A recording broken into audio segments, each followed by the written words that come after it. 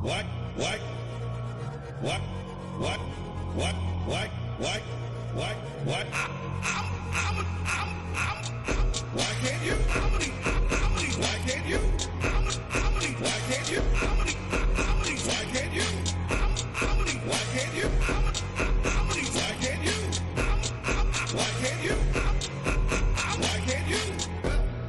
I did this. Why can't you? Hey, welcome to the show. It's Tim. My camera is way too high. There we go. All right, that's better.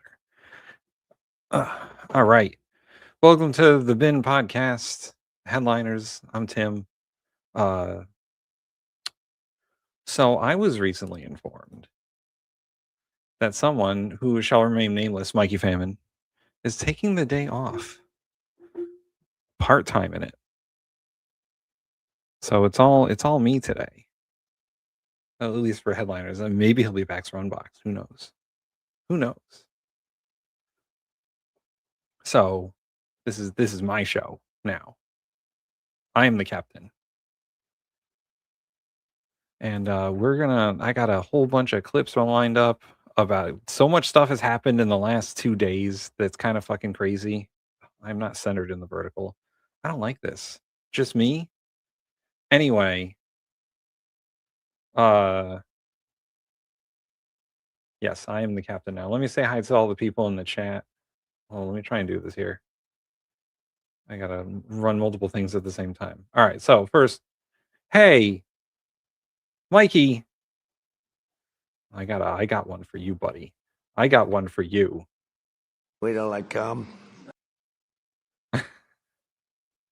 Mikey likes to be the first He's in the looking chat. down the end of his little nose.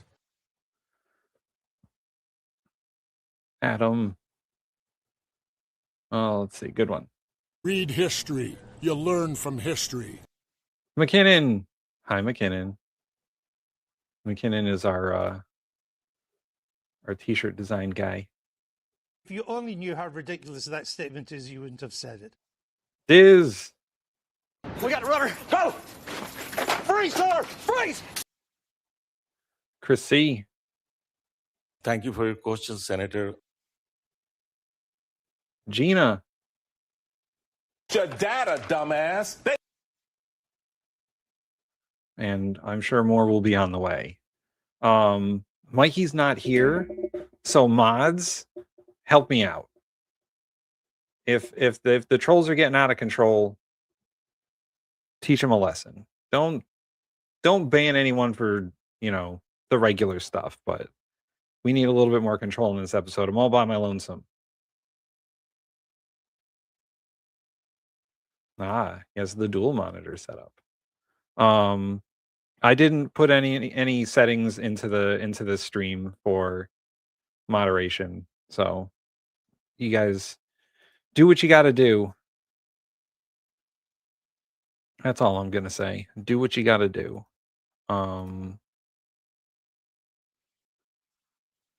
Let's see.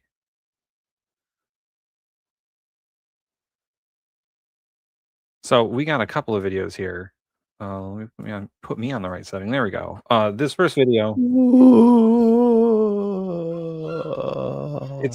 It's the ghost of Mikey Famine. Oh no! All right, if only he believed in such things. Yeah, I don't. So have a good show. I think I put stuff on the playlist, and now we're going to the fun adventure little kids kinetic energy burn park. Ooh, yeah, run out the energy of them kids. So I can sleep, maybe.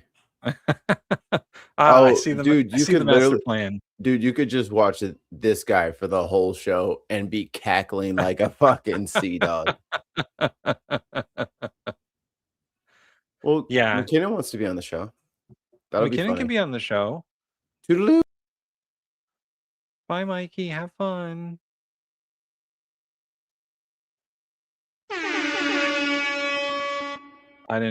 The ghost is running the sounds now.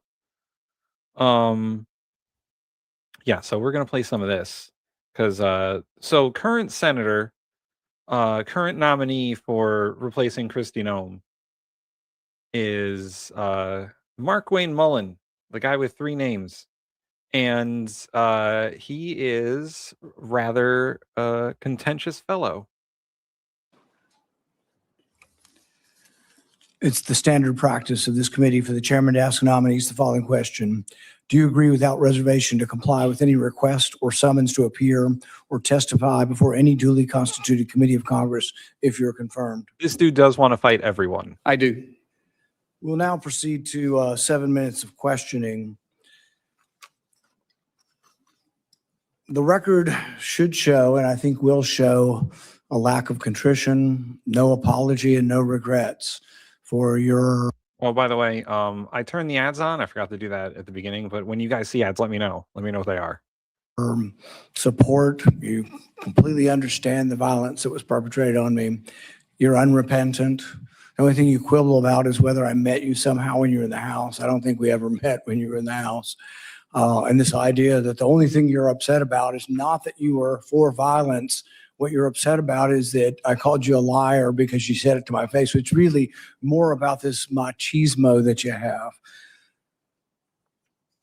When in Oklahoma, the media asked you about the refugee welfare programs, the programs you voted to continue funding, it was this whole idea that you were going to transfer it because you were uncomfortable, your anger, low impulse control, causes you to then go after and decide that you're going to go after me as well.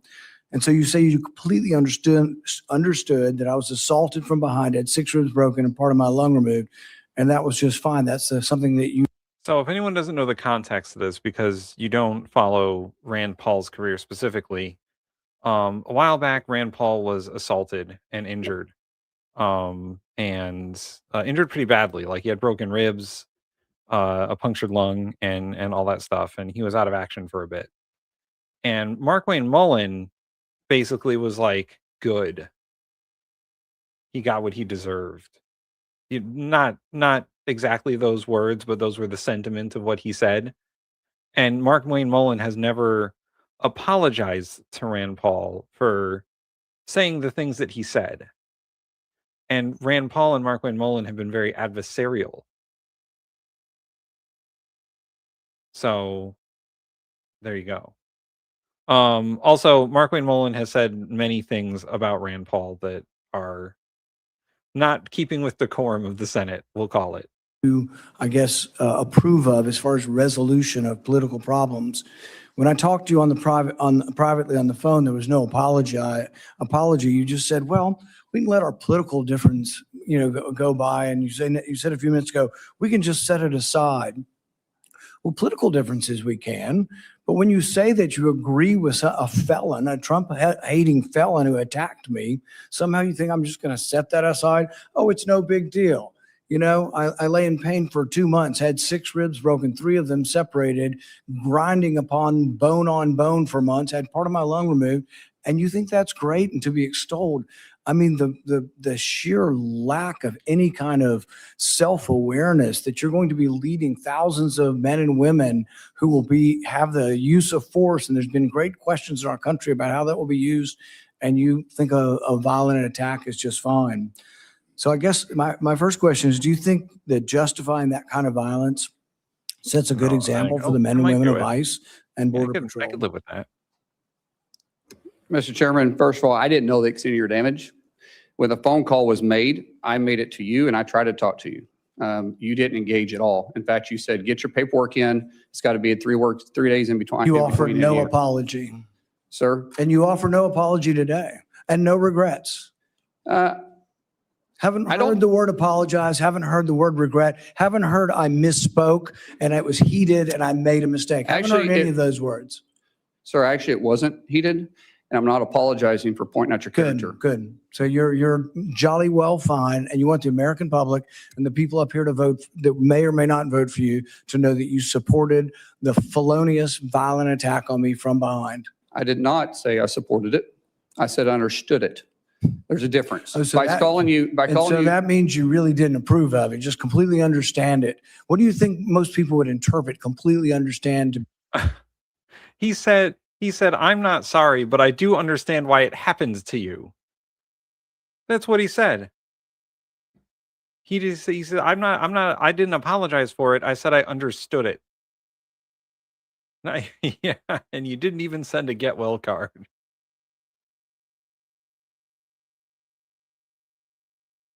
Be support for or a condemnation of the violence?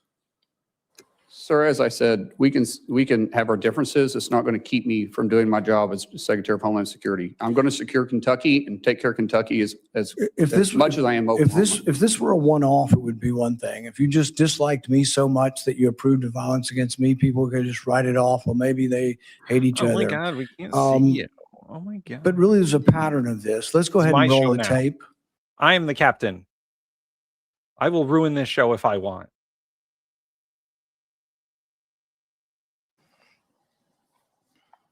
You know.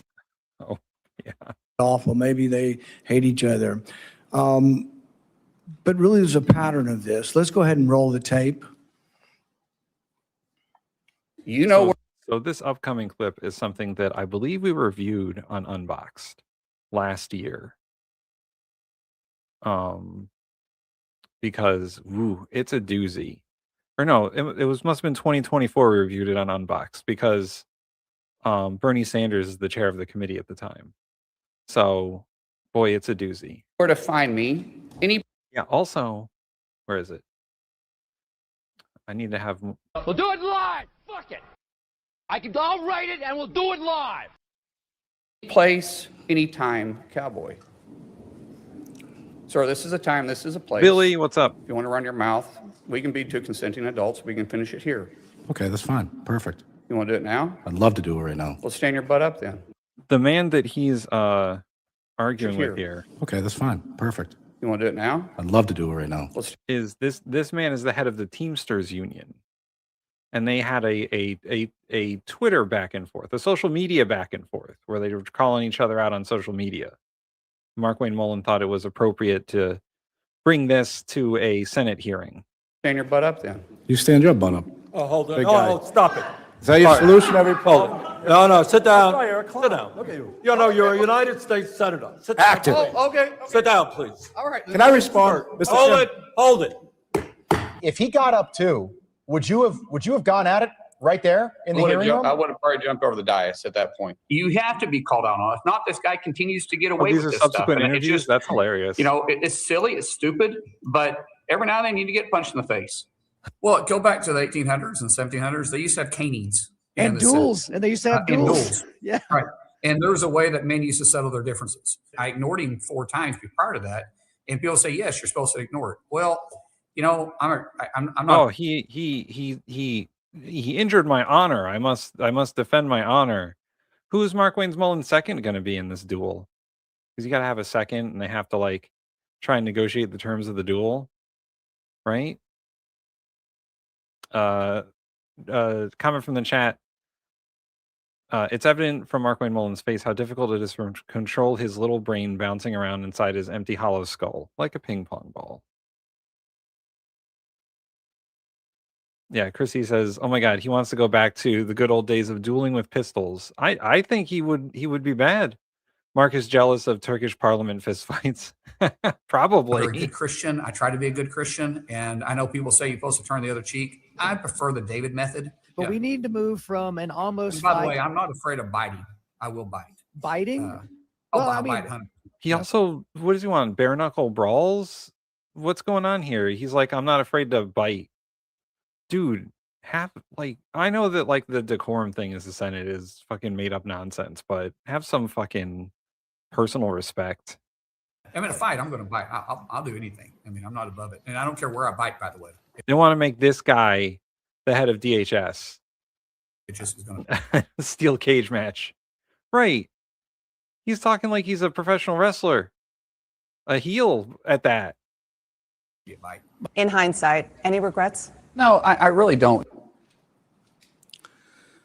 So no regrets. In fact, even after your anger had cooled, you were still bragging that if he'd only been brave enough to stand up, you'd have jumped over the dais and taught him a lesson, because that's how men should settle their differences. Do you think fighting as a resolution for political differences is a good example for the men and women of ICE and Border Patrol?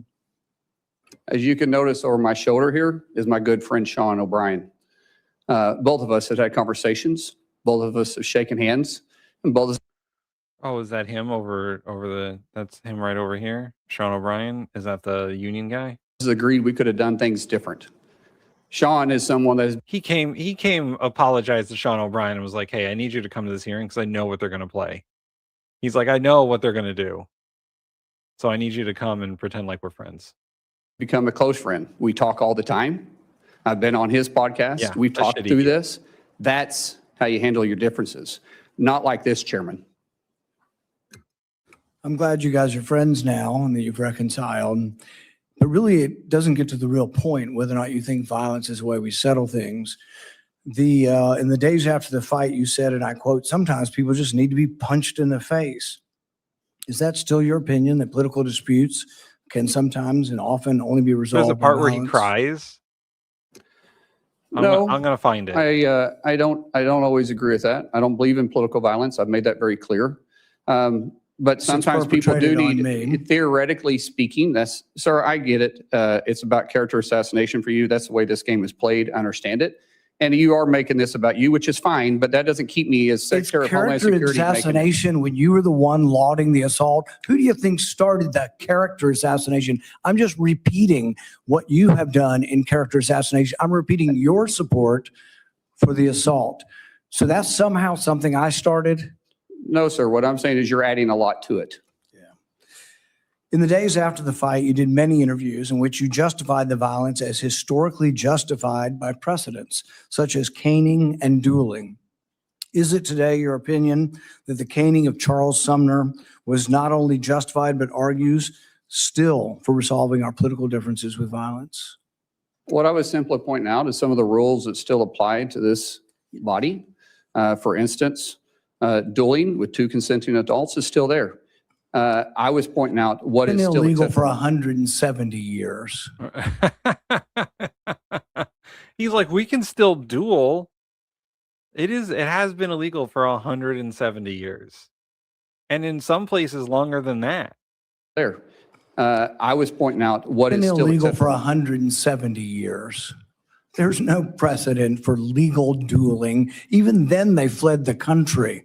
Do you realize that the man that beat Charles Sumner with a cane, he beat him till he was unconscious? You know why no senators intervened? Because his friend held a gun on the other senators, and he kept beating him until he crushed his skull.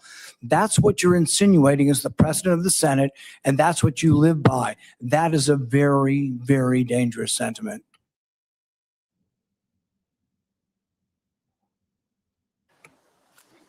After a half a dozen victory lap interviews where you pointed out that the union guy was just lucky that fear kept him from standing up, Dana Bash asked you if you have any regrets about bringing violence to a Senate committee, and you replied that you have no regrets. Today you said you have no regrets about being happy, being completely understanding why I was attacked from behind. You had no regrets about, instigating a brawl in a Senate committee hearing. Are those still your opinions? Mr. Chairman, you're going to have your opinion. I'm going to have mine. As Secretary of Homeland Security, I'm going to bring peace of mind. Man, he didn't apologize once. Not once did he say, my bad. Boy, oh boy. You have no decency. You have no honor.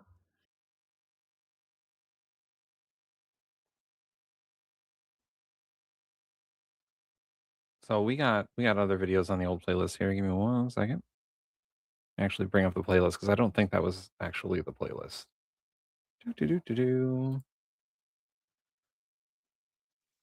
And we'll probably see that video again on Unboxed so we can review it. Because oh geez. Okay, to the title of the episode. Hey guys, did you know the Trump administration is lying to you?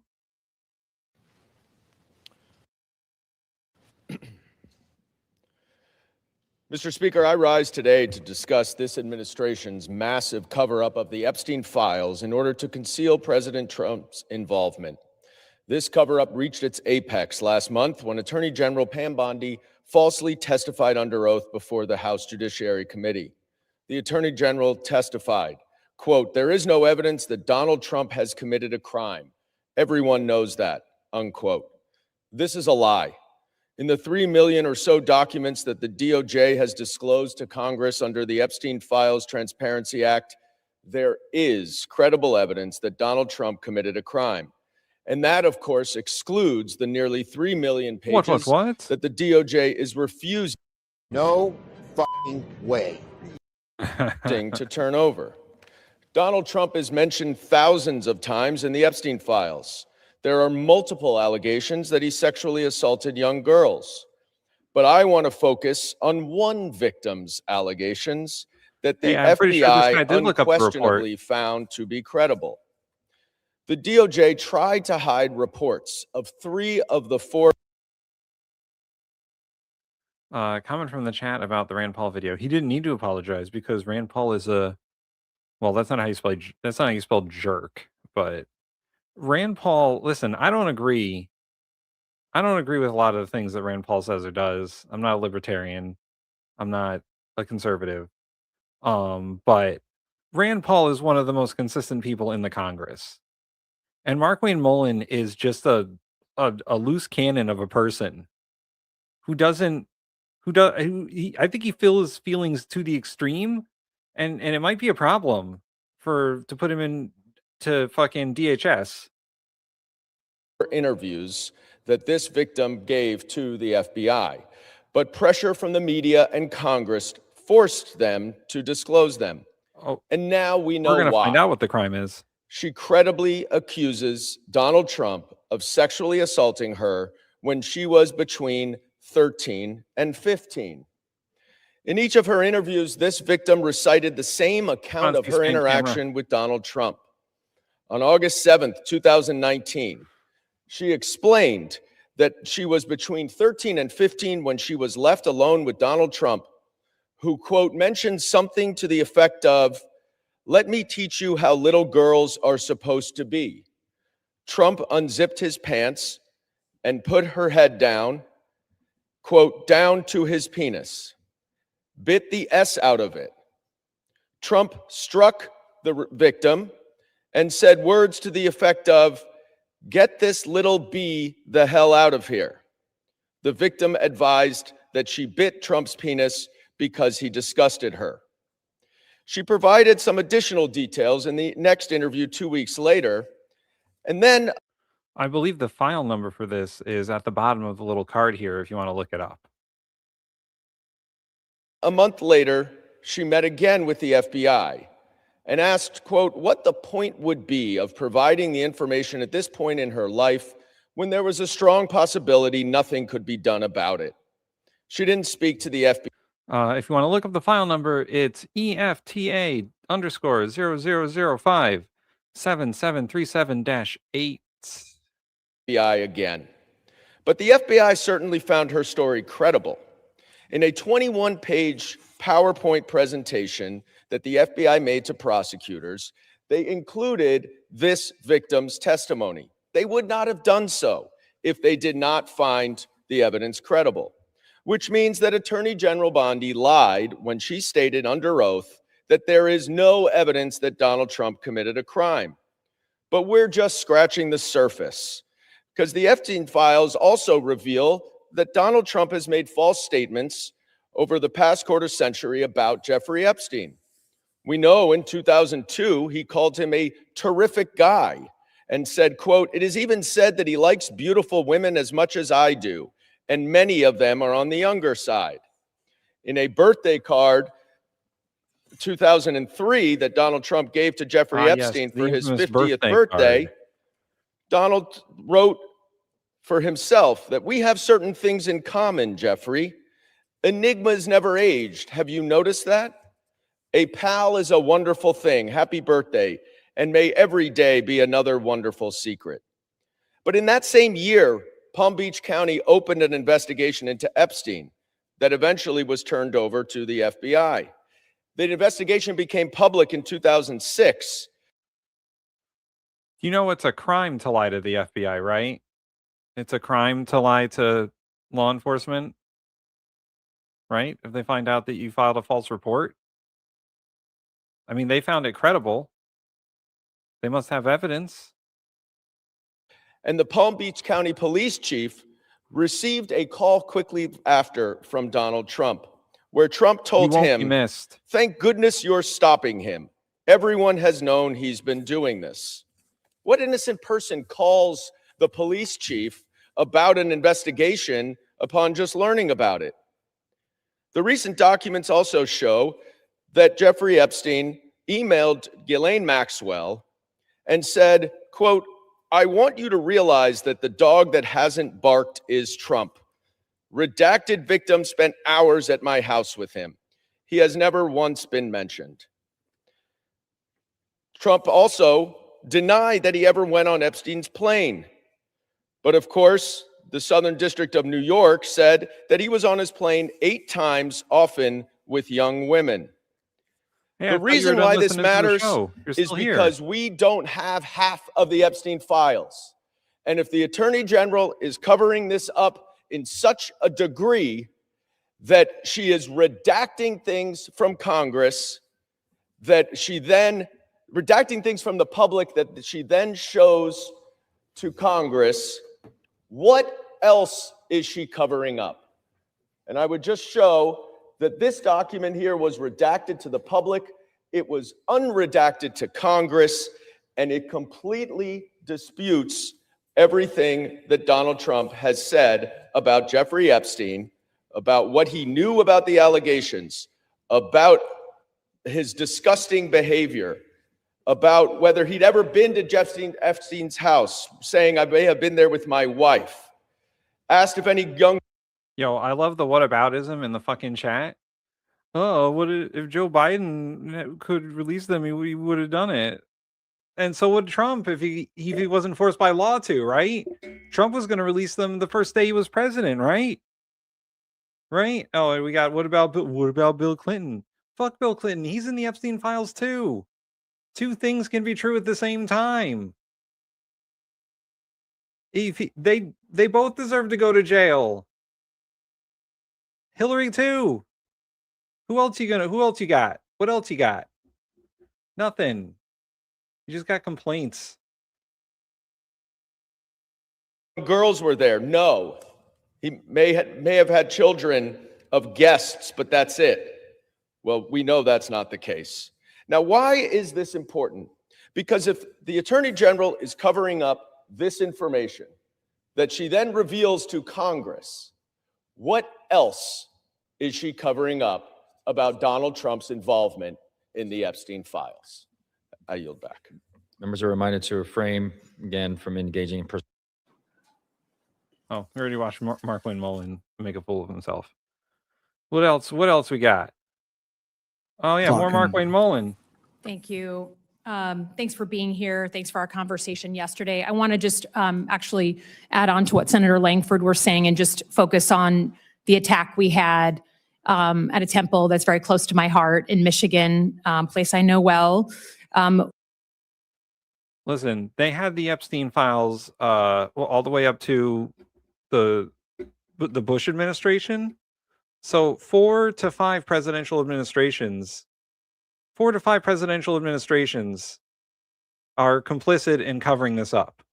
It's Democrats and Republicans, guys. You guys all wanted to fucking defend Trump. I'm not defending anybody. It was Bush, it was Obama, it was Clinton, it was you name it, Biden, Trump, all of them. They all helped cover it up. They all did it, guys. I don't know why you're defending Trump on this. He's one of the prime suspects. But also, so is Bill Clinton. Also, Joe Biden helped cover it up. Also, Barack Obama didn't do anything about it. Also, Bush didn't do anything about it. So, if y'all just want to be ignorant, then that's fine. But really, like, look at it. Really open your eyes about the true conspiracy. Is that the presidential administrations going back almost 20 years tried to cover this up. Also, someone fucking get some of these people fucking out of this chat.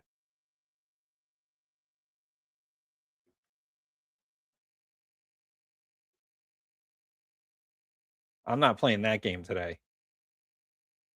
Sorry, we're not doing that. Yeah. Yeah. Yeah. Hate speech will not be tolerated in this chat. Sorry.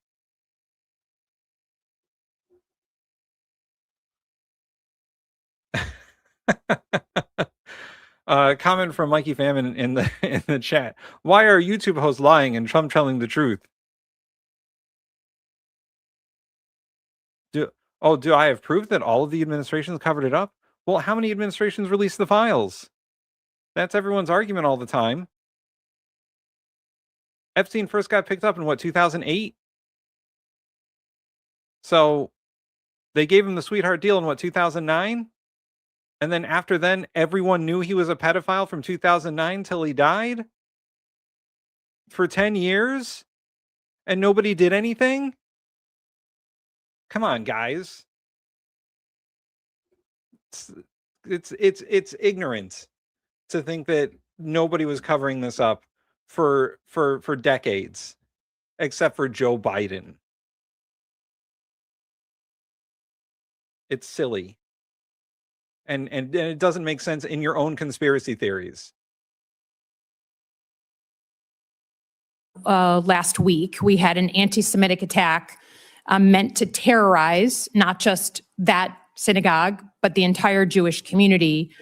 And I think the light is really blinking red. Here, Diz is correct. One of the first victims came forward to the FBI in 1997, 11 years before Epstein was picked up the first time. And Mikey said from the chat, Biden said that there were open cases, they couldn't grab him. I call bull. He could have blown the whistle, but Israel wouldn't let him.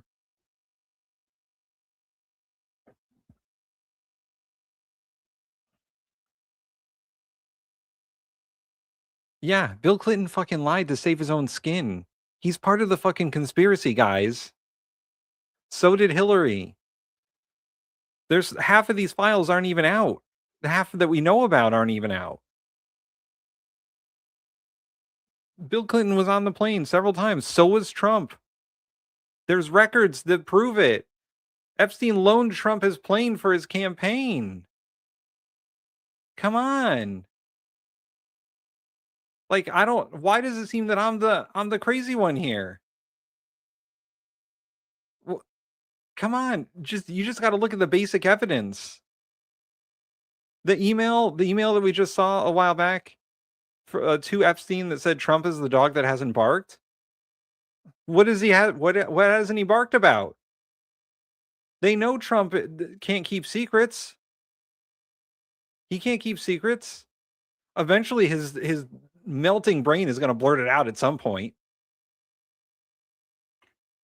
And that is the feeling for the Jewish community. And just as an objective statement, the Jewish community is 10 times more likely to be the victim of a hate crime than all other religious groups combined. That's not a political statement. That's a factual statement from FBI data. We talked about the need to work together.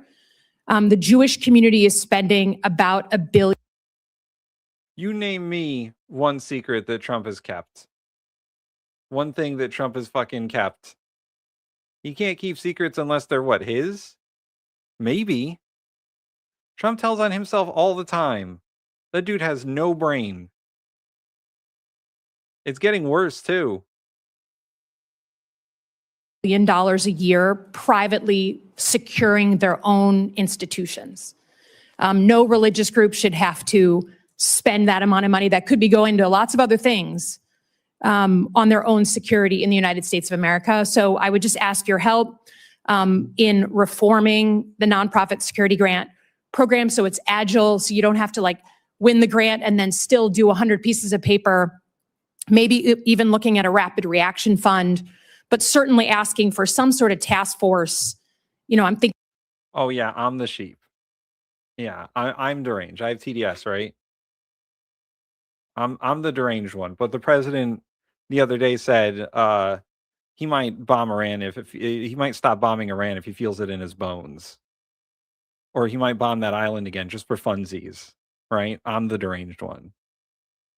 We let a fucking octogenarian run the country whose brain is clearly fucking melting in his head, and we're all cool with it.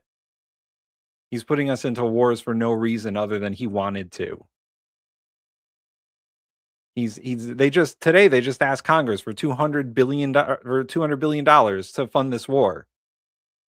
That's already driving up the cost of everything for no reason other than Israel wanted to, and President Trump thought it would be a cool idea, and Pete Hegseth really wanted to blow shit up.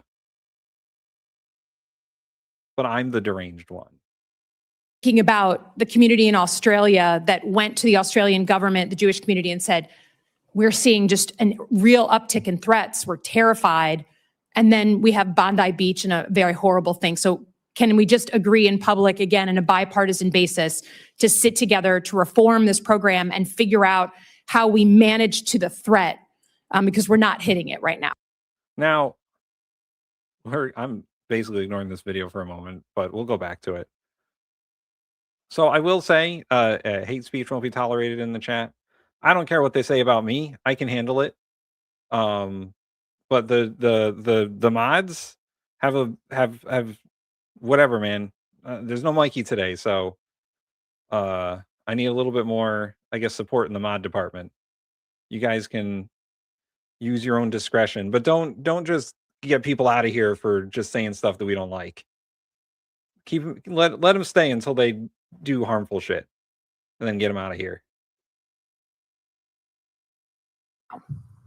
Senator, you have a wealth of knowledge from your service in the intel community, and you will know this issue probably better than me. And so I would welcome the opportunity to sit down and talk to you, figure out what we need to do. I know this is very personal to you, and that's great. We may have some differences on some political views, but this isn't one. You and I will be, laser focused and get this resolved if it's possible. But yes, I would absolutely welcome an opportunity to work with you on this. Great, I appreciate that. I think, in general, your position or your future position as Secretary of Homeland Security sits at like the fulcrum of these big issues we're having as a country.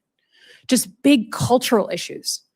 The use of law enforcement in our streets and where our rights begin and end, and then our elections, our democracy.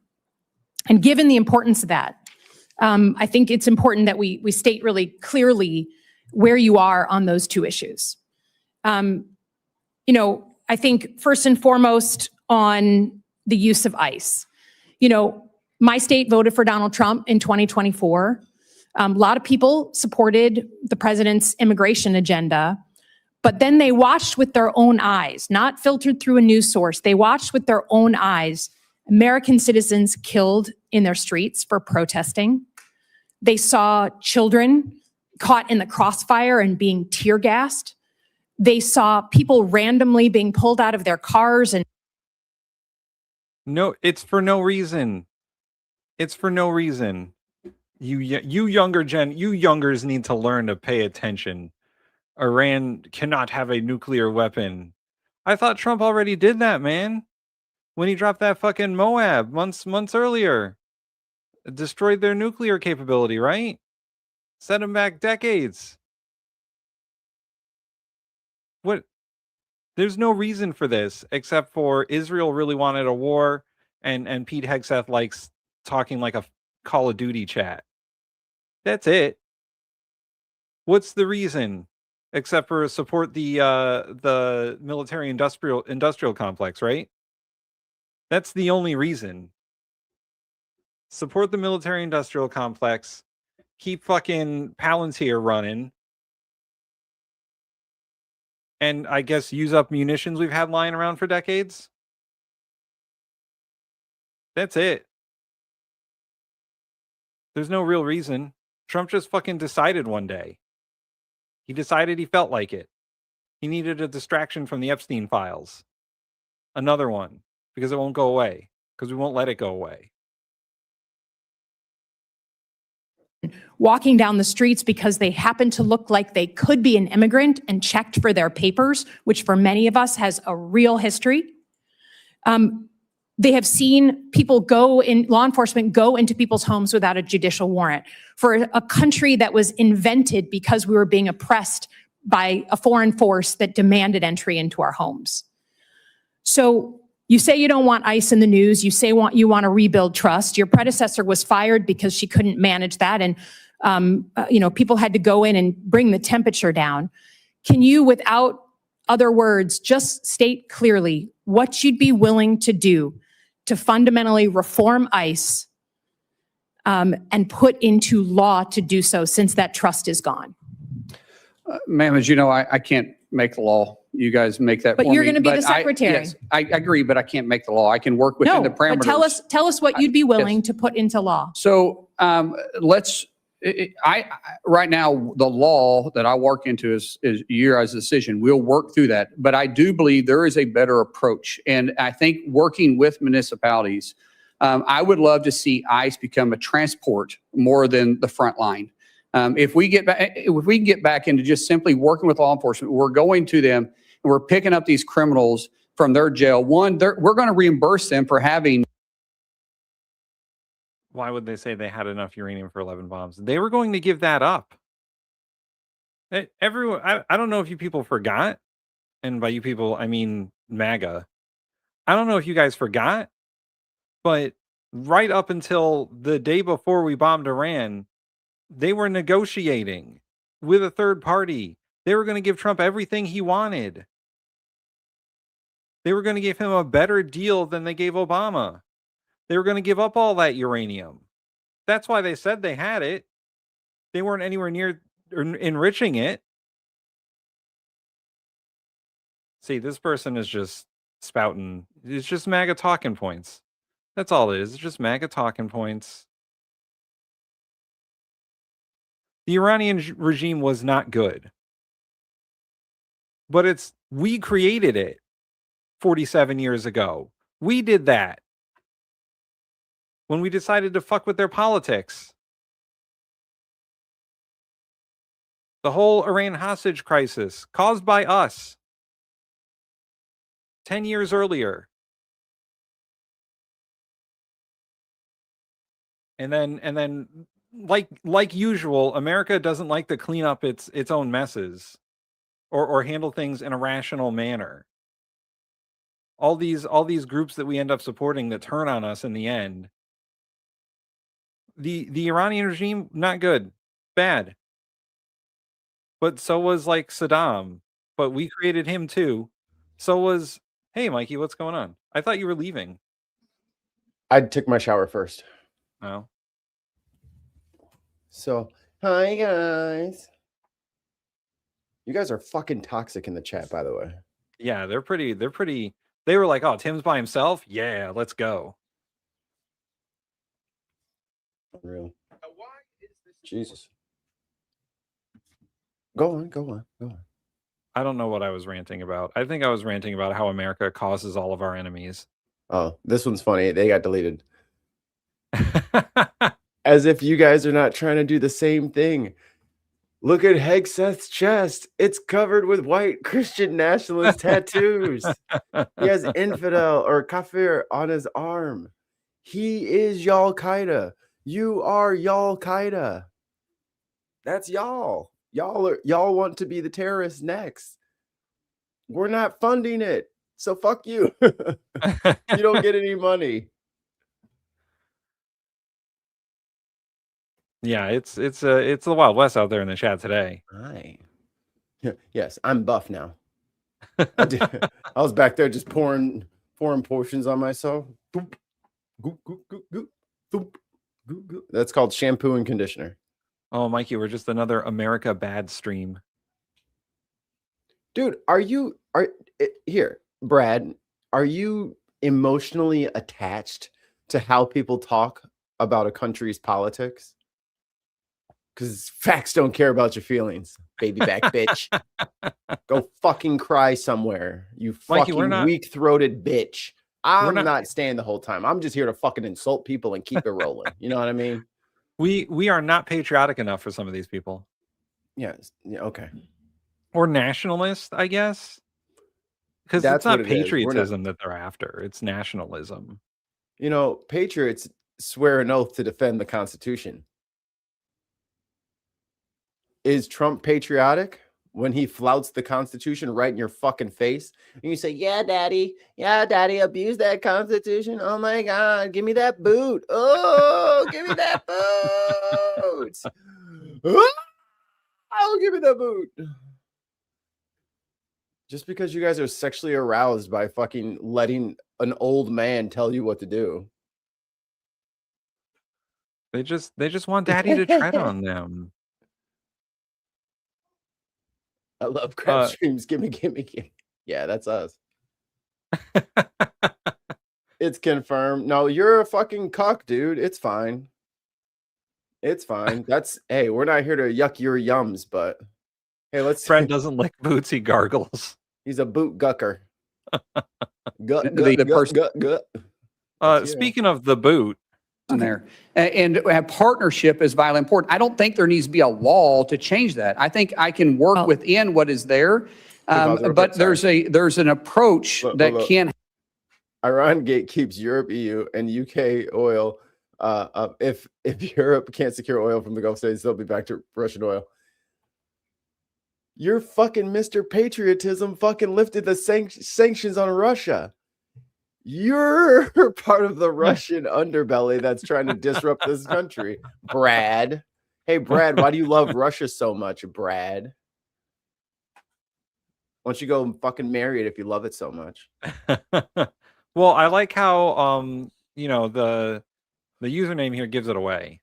First of all, yeah. Second of all, Romans. First Romans. Second of all, Europe was reliant on Russian oil, and then they said we don't want that Russian oil anymore because we don't want to fund the war with Iran or the war with Ukraine. But everybody kept their Israeli fucking spy technology that they're using on you, Brad. Right now, Brad, there's an Israeli sponsored Peter Thiel operation watching all of your social media, all of your comments, all your posts in here. They're watching that shit and they're building a personal profile just for you. And before this war started with Iran, the price of oil, the way it was choking the Russian military economy. Now it's way up, and we lifted the sanction on Russian oil, and now they're making buku bucks. They've been made solvent. They've made back all the money they spent in the war by lifting those sanctions. So I really want the people in the chat who are really for this war in Iran to tell me one positive aspect of this war. Have you heard that the USA lifting sanctions on Iranian oil? Because they can't do anything. Because they're not gonna. You go get your ship and go out there in the strait. Yeah. Go ahead. I'm right behind you. Yeah, we need to unmute democracy around here. You know what I'm saying? If only there was a website for that. And the lady was saying that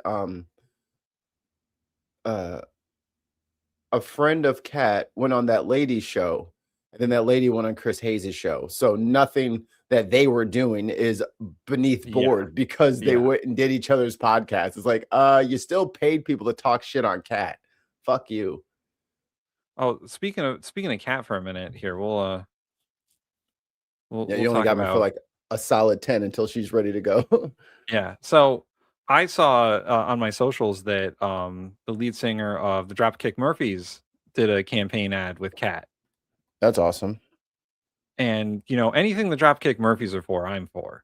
So it just goes to show, because they are union guys, they're pro workers, they're a pretty liberal punk band, and they really fucking hate Trump. So like anytime the lead singer of the Dropkick Murphys shows up for a candidate, I'm like, yeah, that's the right person.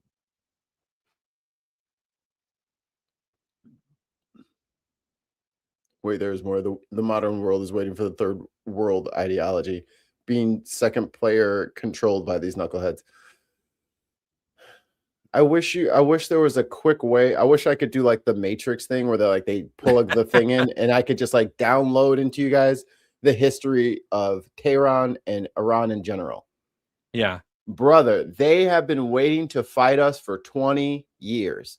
That general was sitting there smoking a cigarette, fucking, dude, like, well, what if they send in troops? He was like, yeah, we know. Yeah, do y'all know how big Iran is, right? He's in there. We're waiting for them. Like, Israel is tricking Trump to do the absolute worst military strike and operation that there could possibly be. I mean, other than, I don't know, marching into China. I mean, that might be the absolute worst. But other than that, this is the worst. Financially, this is the worst. A land war in Russia, I think, is In the up winter. there. Like, In if the we wanted winter. to, like, go from Alaska to Russia in January, that might be worse. That might be the only thing worse. No one has ever succeeded in a land war in Russia, I think, except for the Mongols. Damn right. Genghis ain't no bitch. Tricking you at the level of, I got you, for real. And I'm sorry, guys, like, there is no, oh, come on, Democrats, just get on board. Brother, even all the Republicans are like, what the fuck are we doing, bro? Don't do this. Don't do this. Fucking Tucker Carlson, who's a big woke Democrat leftist, he flew to DC and was like, I got to talk Trump out of this.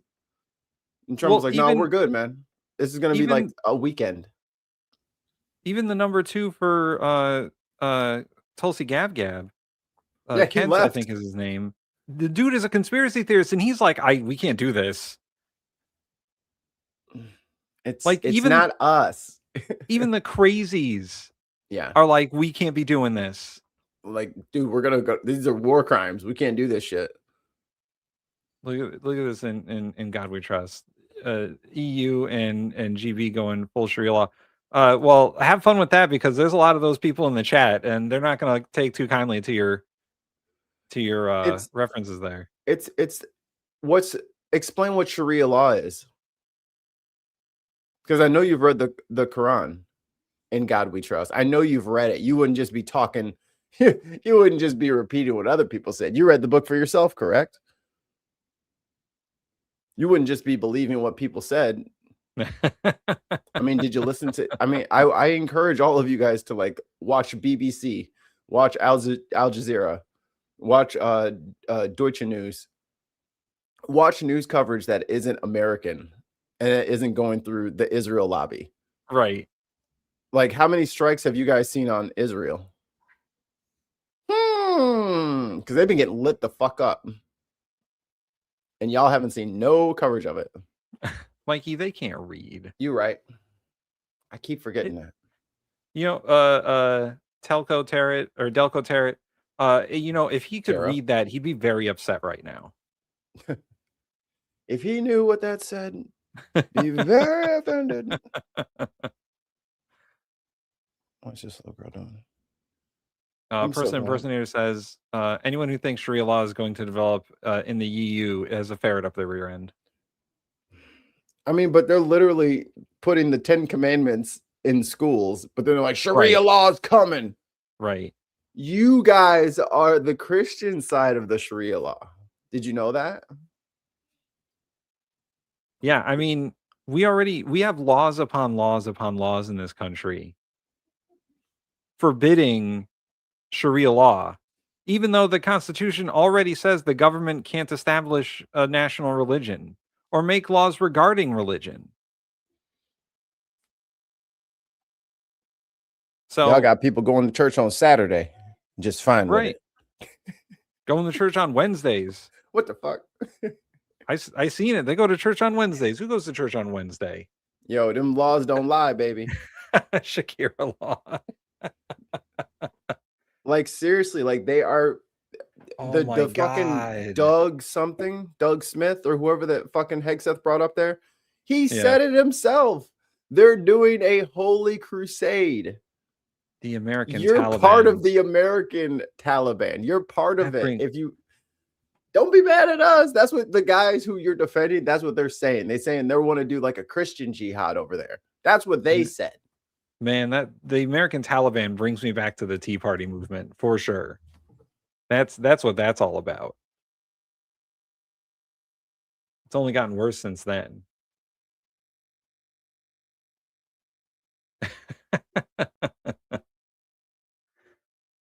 I will put this video back up now.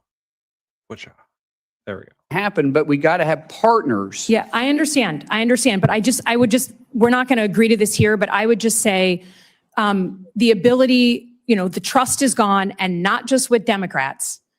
That's why we're here. That's why your predecessor was fired. And We'll go back to this, but person impersonator says the EU Sharia law thing is a U.S. psyop to stop Americans from visiting other countries and realizing how much better they are than Trump's America. I will wholeheartedly agree to that one, because my favorite country is Ireland, and boy, it is way better in Ireland than it is in fucking America. I don't think there's an aspect. I don't think there's a possible way. There's nothing in America that I would consider better than in the EU or Ireland. By the end of your that's very definite. Whatever, man. You ask the people in the EU. They're in the chat. You ask them. The Scotland, the UK, Ireland, they're in there. You ask them. They live there. They know what it's like. Meanwhile, not one thing. Maybe the internet is a little faster in America. Then move there.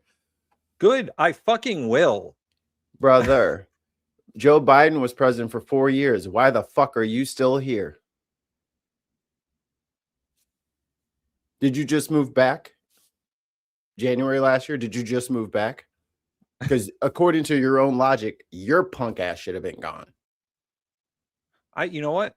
I've been trying. They don't want to take Americans because we're shitty. Yeah, because we got your fucking stank all over us. They don't want us. And I'm sorry, but this shit, this is just your veiled bigotry, right? You're just projecting out onto other people your internal like conflict and I just don't like those Muslims and they smell bad and they're gonna kill everybody. Okay, how many Americans died from Iranians? How many Americans died from Israel? I mean, it's right there. The people killing Americans are the same people we're funding. And now they got y'all believing that the other people who haven't killed Americans are the ones that have Americans at risk. Do you know of any missiles that Iran has that can hit the U.S.? Here we go. This is my America. I'm not a traitor. That's not how you spell the kind of traitor you're talking about. I'm not, He's not a fucking linguist either. He's not a merchant. He doesn't trade goods, Mikey. I'm not a shopkeep. I'm not a shopkeep. Person impersonator says, please stay in America. No, he's going to Europe. He's going to Europe with y'all. Oh. The moment I am able to, I fucking will. This country is terrible. I'm not and liquor store, what do you think is going to be here for you? You think all of this is in service to you, the taxpayer? You think this has anything to do with you?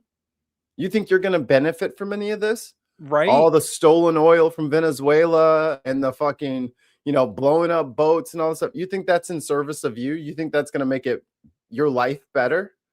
You think we're safer as a country now that Trump's fucking pissed off all of our allies and is just bombing people because he feels like it? Maybe I'll do another one just for fun. You think that serves you?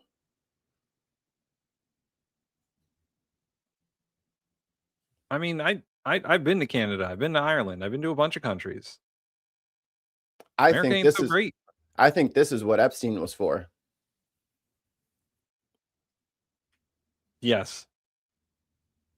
because it seems like the PP tape that we all joked about, because the rumors were spreading like in 2015, 16, that there was a Russia PP tape of prostitutes peeing on Trump. And they were like, that's just rumors. That's just, Jeffrey Epstein recorded everything, huh? All these times people went to the island, And now Trump won't fucking tell the truth 2 times in a row about it. And now everybody's covering up for him. So it makes me feel like you're going to attack Iran with us or the PP tape comes out. Right. Because I don't think Russia has it. Because Russia already put out Melania's fucking nudes on the inauguration day. And Trump didn't fucking say a word. On fucking national TV, they put Melania's tits and punene out on the fucking TV screens in Russia. You can go find the clip. It's blurred now. I mean, I subscribe to Occam's razor for this. I think that the simplest explanation is Israel's like, hey, we're going to bomb Iran. Are you in or out? And Trump was like, oh, yeah. Are we bombing Iran? I'm in. I don't think that there was any pressure on Trump to do it. I think he just fucking wanted to do it. That's not true. That's just straight up not true. What is that in reference to? That Iranians have killed hundreds of Americans since 1979. That's not true. I mean, Saudis have killed more Americans. Hello, but we have great deals with them. Right. We have a great agreements with the Kingdom of Saudi Arabia, even though they were the ones that did 9/11. But you all want to fearmonger Iran, and they're talking about fucking Shakira law. You know, they're so worried about Shakira law.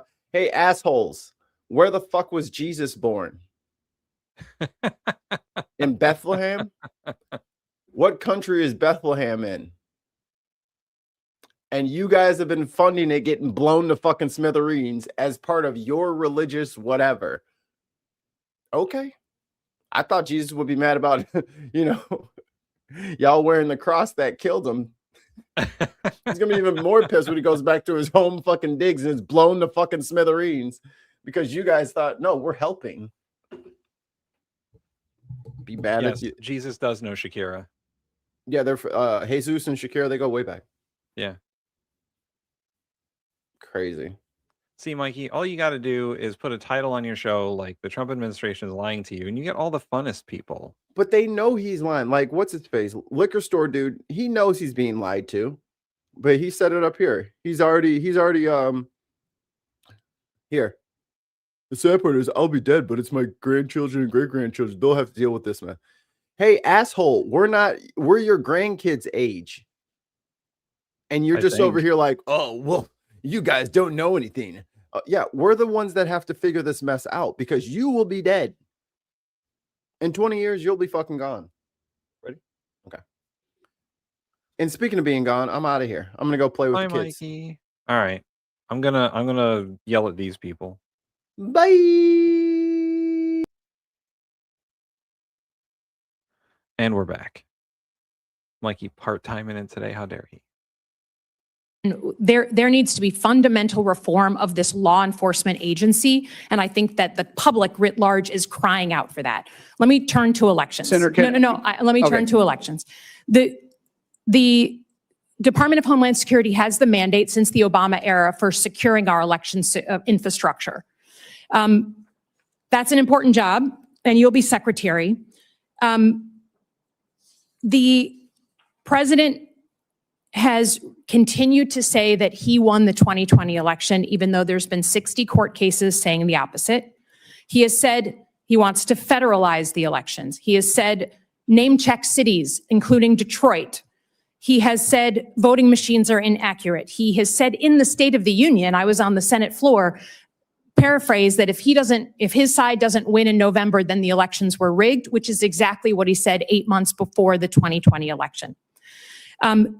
You have your own history. You did not certify the 2020 election. There are people at the Department of Homeland Security, 3 people specifically who are well-known election deniers now running election security functions. Who won the 2020 election? Ma'am, we know that President Joe Biden was sworn into office. He was the president for the last 4 years. But I do believe my job as Department of Homeland Security Secretary. Oh, wow. I like how the test for these fucking Trump appointees is who won the 2020 election. Come on. Like, and none of them actually answer the question. I think maybe one of them actually answered it honestly. But all they can say is that Joe Biden, well, he was sworn in as president. But they're not going to say that he won because they know that their audience is an audience of one over there. If Donald Trump hears this fucker say that Biden won the 2020 election, he wouldn't be nominated anymore. He'd be withdrawn. Will be to make sure that we assure that the elections are fair and people. You know what? I will agree with this. Unfortunately, an independent will never have enough money to get to become president unless they're personally wealthy. And then we got another billionaire president. Like, there's no winning. There's no winning. There's no winning. It's just Democrats and Republicans. And really, it's two sides of the same coin, if we're being honest. The Democrats, they're center right. And hey guys, I'm going to play this video for a minute. I'll be right back. Can trust them. Does the federal government run the elections process, or do states? It's very clear in the Constitution that the states control state elections, and then there is some federal oversight that's on it, but the federal government can set some standards. So if you're talking about the Save American Act, requiring you, which is within the Constitution, by the way, requiring individuals to be citizens of the United States, I don't think it's too much to ask somebody to prove they're a citizen of the United States. That's not what we're talking about. I'm talking about administering the elections.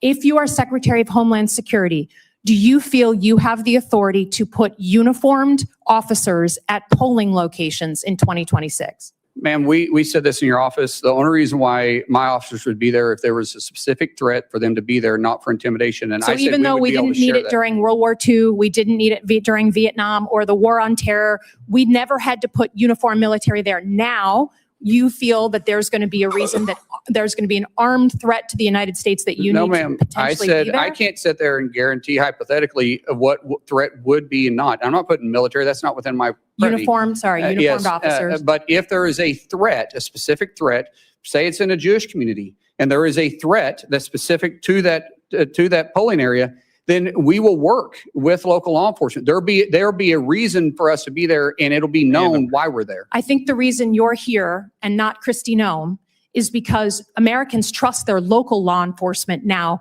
way more than they trust ICE. So I would just say, if we ever get to the point where you are being asked to put armed ICE officers at polling locations, we have lost the plot as a country. We have fundamentally lost it. And until I hear someone tell me that this man, President Trump, will actually allow us to have a free and fair election, there is zero trust here, and I cannot trust that he won't try and steal it again. What I miss?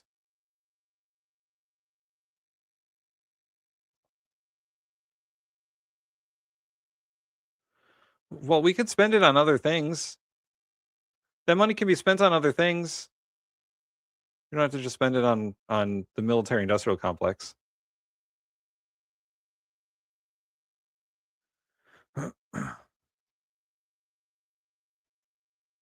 Oh, here's a good one. Debate continues in the Senate on the so-called. It's everyone's favorite show, Paper Shuffling with Mika and Joe, and another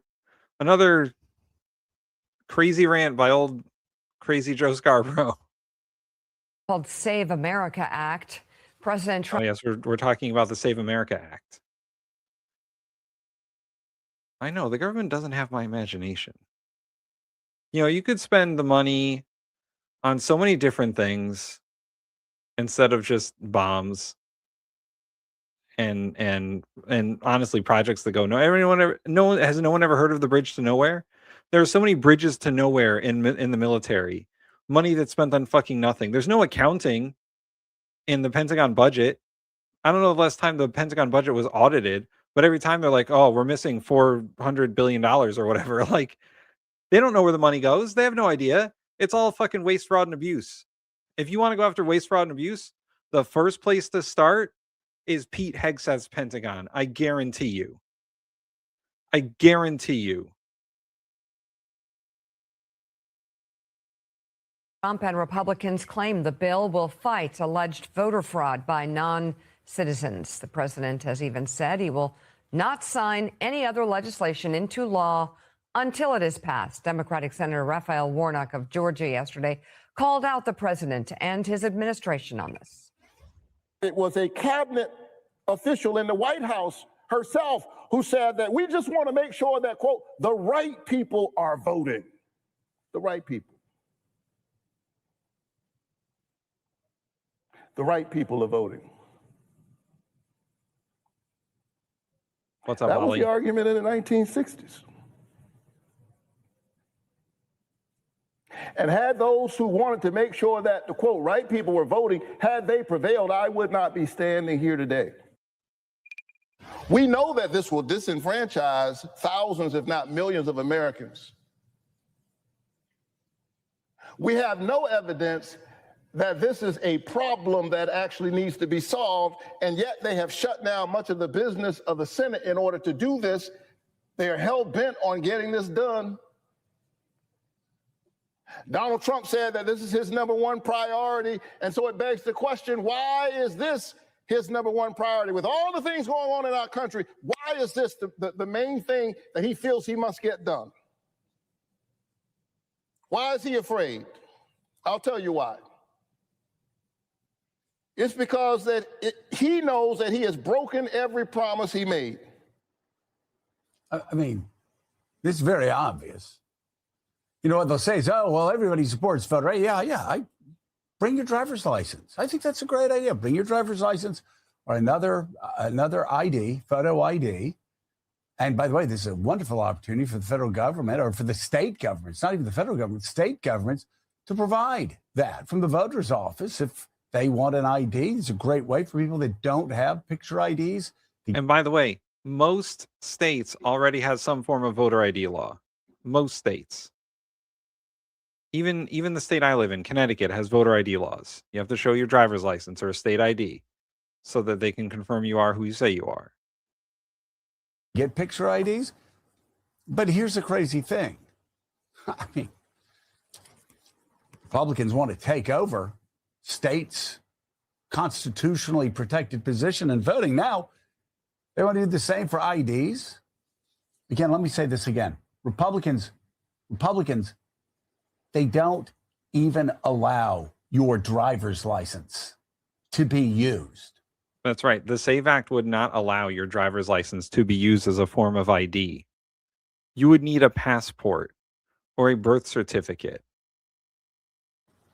As a way to be able to vote for your mayor, for your county commissioners. Yeah, state and local elections too, guys. We're not just Senators, talking about presidential. House members, governors, presidents. I mean, you talk about standing, not in the courthouse door, standing like in front of a voting booth, doing everything you can do to ensure that your unpopular party can somehow figure out a way to win in the fall. It's not going to work. It's absolutely outrageous. The requirements are outrageous. They're trying to kill the ability for vets who may have been injured in war and may not be able to not be able to vote by mail. They're trying to do everything they can do to stop older Americans who may not be able to go down on election day because of the physical problems to not vote. The workers who travel. I can't tell you how many times I was traveling on business on election days. The real ID is not going to count for the SAVE Act. It's not. It's a passport or a birth certificate. The real ID is not going to count. Look up the law. Real ID is just for traveling domestically. Just like millions and millions and millions of Americans do on election day. And they're trying to get everybody to re-register. Is this a joke? Is this a joke that 51 senators actually supported to debate? Are you Joe kidding? Scarborough is so fucking ridiculous. It's a horrible idea. Conservatives like me, and I know there aren't many left, who are small government conservatives. Once again, Real ID does not prove citizenship. That's what they want. It doesn't have anything to do with the state-issued photo ID. It's a passport or a birth certificate. That's what they want. Look up the SAVE Act. It's in there. Who actually fought to balance a budget 4 years in a row and did it? Who actually fought to push back every way we could on Russian aggression and imperialism, and we did it? Conservatives like me don't like poll taxes. You know who else doesn't? The Wall Street Journal editorial page, Republicans. The Wall Street Journal editorial page. They've got a new piece out today saying why the Save America Act won't. And it reads in part this.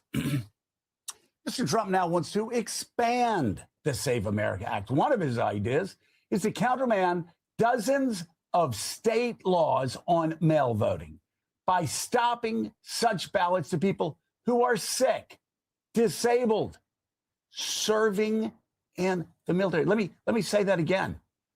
I had to fight in 2000 to make sure that every military ballot was counted in that race.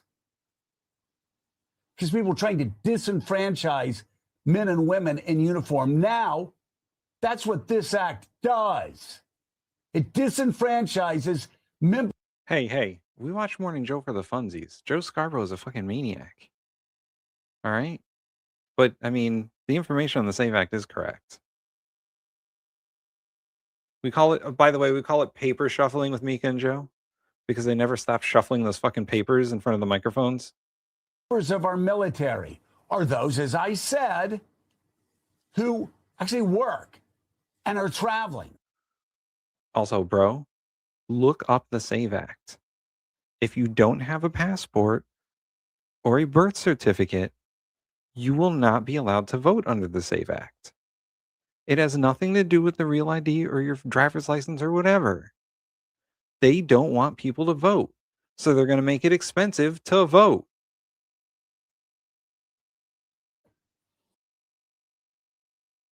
As an election policy, this has a real upside. Yet, many GOP states...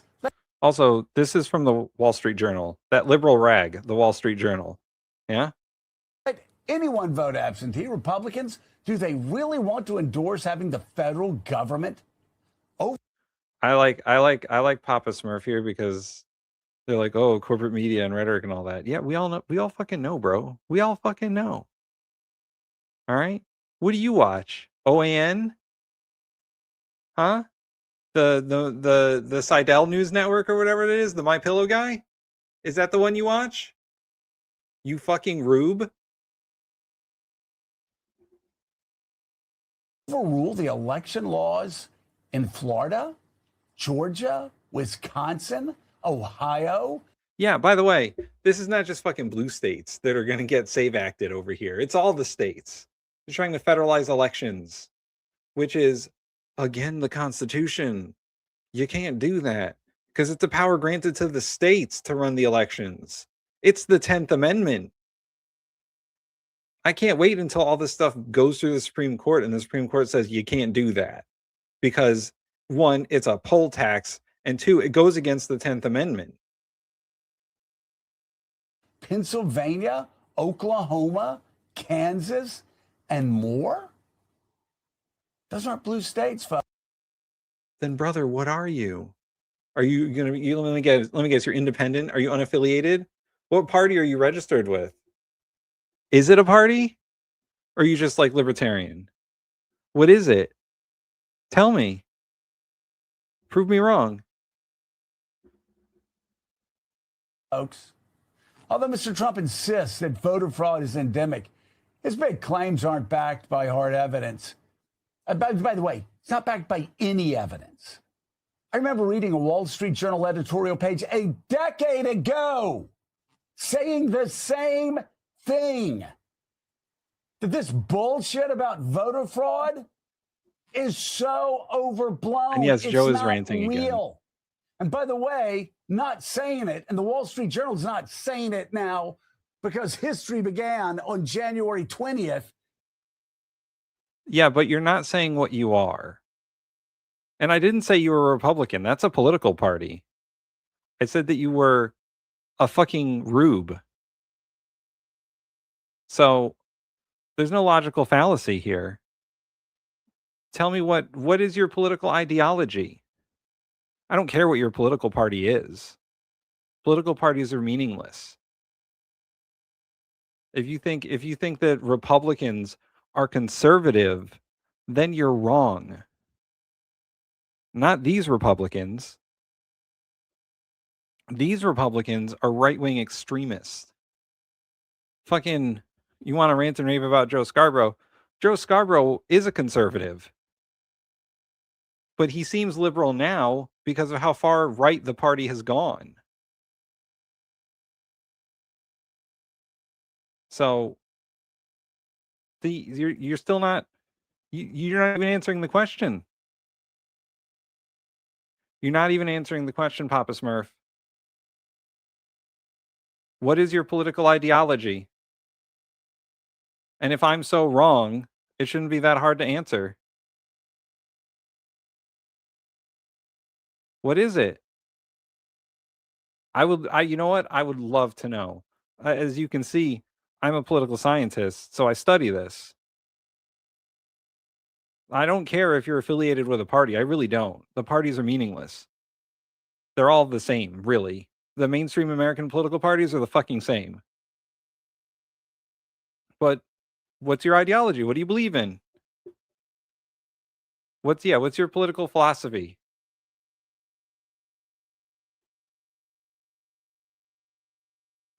Here we got Mr. Good Citizen says, I believe that the founders believed, as far as government goes, this country was literally founded on hatred of government.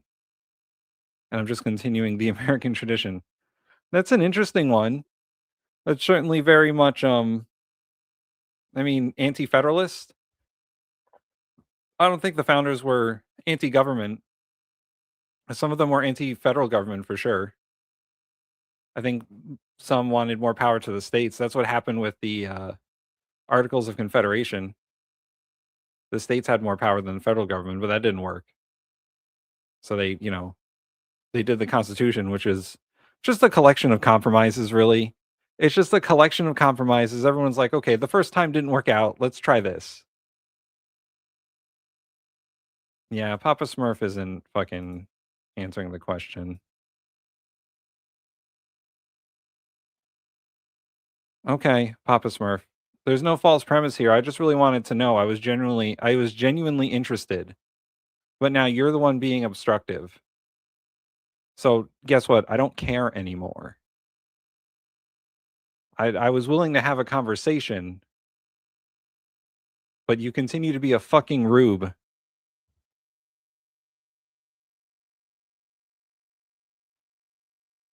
$2025. It did not. We were saying this a decade ago when Donald Trump wasn't even in politics.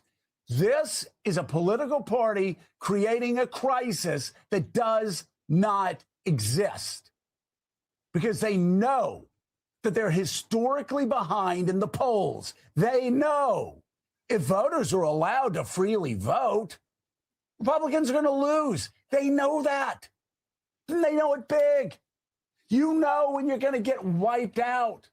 I had a friend that wanted to run as a Republican in 2006. I said, buddy, I don't care if you're Abraham Lincoln, you're going to lose. Don't run. Because it was bleak. It's that bleak for Republicans now. So they don't want to change the policies. They want to change the law. They want to stop you from voting. They want to stop men and women in the military from voting. They want to stop the elderly from voting. This is what the Wall Street Government Journal does create a lot of editorial problems. page says. That is true. If I'm making you mad, Not gonna lie. take it out on me. Take it out on the Wall Street Journal editorial page. Those libs, those commies, those leftists. They continue.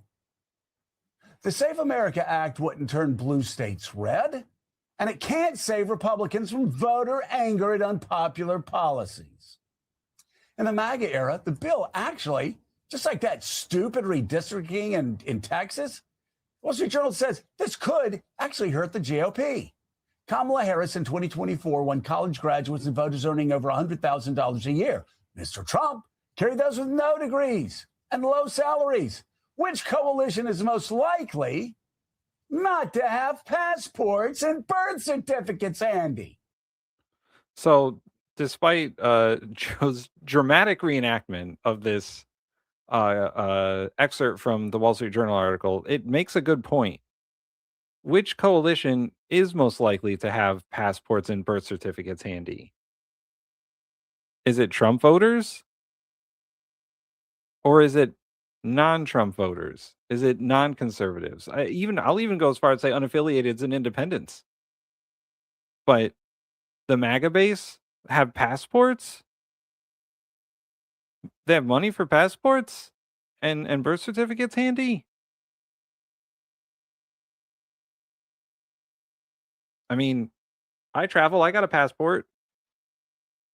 But if you don't travel outside the country, what do you need a passport for?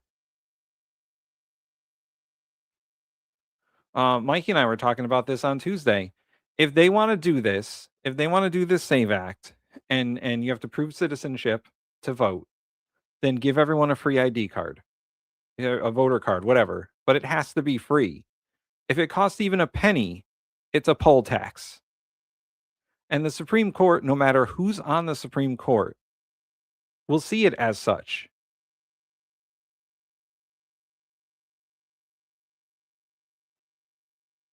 I don't know the percentage. Are you talking about American college students, like colleges in America? I don't know the percentage. I'm not gonna fumble around with that. I'm sure it's pretty high that are you American citizens. I mean, at least in the colleges I've gone to, most were American citizens. But I'm not gonna claim to know the actual statistics because I'm not a grifter. All right, what is next? We already did that. Well, we got some on here. Around this time last year, we were telling you almost away from national news now to more local news coverage, I think. But this was added by Mikey, so I have no idea the context for this video. nightly about Elon Musk's Department of Government Efficiency canceling projects all across Colorado and the funding for them. A lot of organizations were shocked to lose that funding and said they were never given a specific reason why. Now, new court documents show a lot of those decisions were made by artificial intelligence. Spencer Schweitzer has more. The time is 10:44, and we're now back on the record. Have you ever sat in your boss's office as they told you about a decision and thought, man, whose idea was that? Welcome back, Mr. Kavanaugh. It was these so-called Doge Bros in Elon Musk's Department of Government Efficiency reviewing millions in federal grants last year. Or actually, it was ChatGPT. We didn't know who the We watched this individuals, already. the entity. My bad. We watched this already. We watched this on Tuesday. If you want to see this video, it's on Tuesday. Is there anything that we didn't watch? We watched that. All right. Everyone give me 1 second. There we go. I'm going to go find a video that we haven't watched. And we'll take a quick break to say like and subscribe. There we go. Like and subscribe to the channel if you like what's going on here. There have been some hearings today. Maybe we'll go into one of those hearings. Here we go. Oh.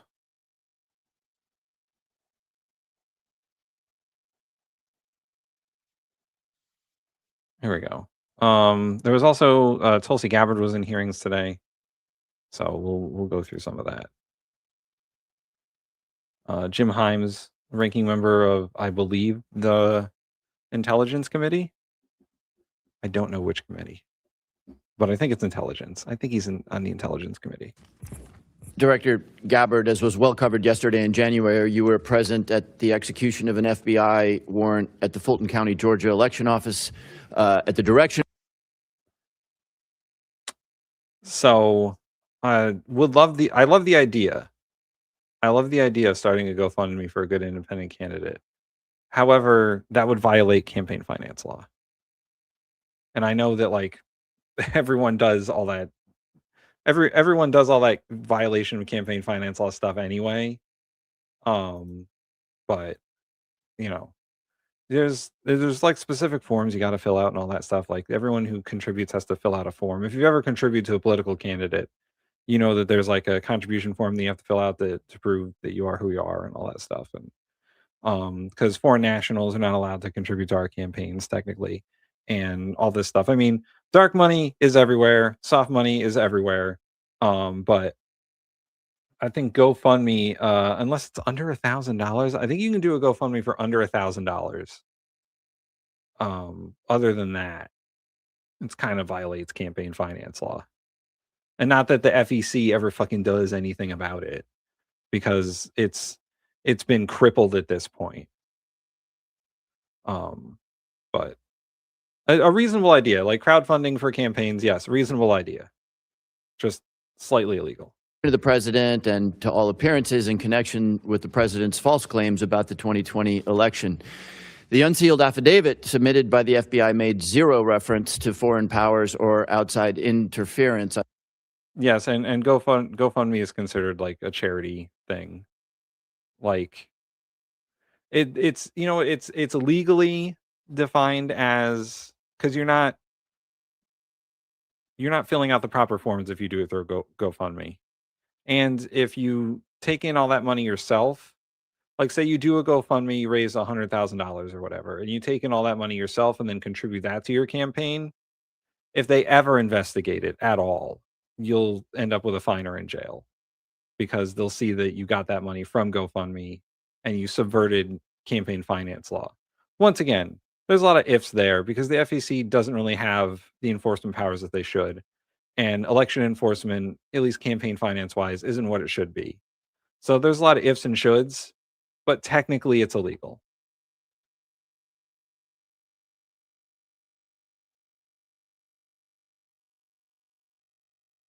Yeah. No, I get that, you know, Trump's campaign money came from like outside sources and all that, but it's all funneled through political action committees and dark money groups. Funneling it through GoFundMe would just, it's obvious and illegal. That's all. The problem is that's obvious. And these dark money groups and political action committees are all sort of under the radar. So, and of course, you know, individuals can contribute money to Limitless. That's why Elon Musk gave him what, $150 million or whatever. Like Elon Musk is the single largest contributor to a campaign ever. And nothing stops billionaires from just giving them money. But if someone does crowdfunding, that's illegal. Our campaign finance system is fucked up. It just is. There's no way around how fucked up it is. And there's like 5 or 6 Supreme Court rulings that make it fucked up. It's not just Citizens United. But, you know, we'd have to get rid of at least 3 or 4 decades of Supreme Court precedent at this point to fix it. So lobbying is a problem. It is.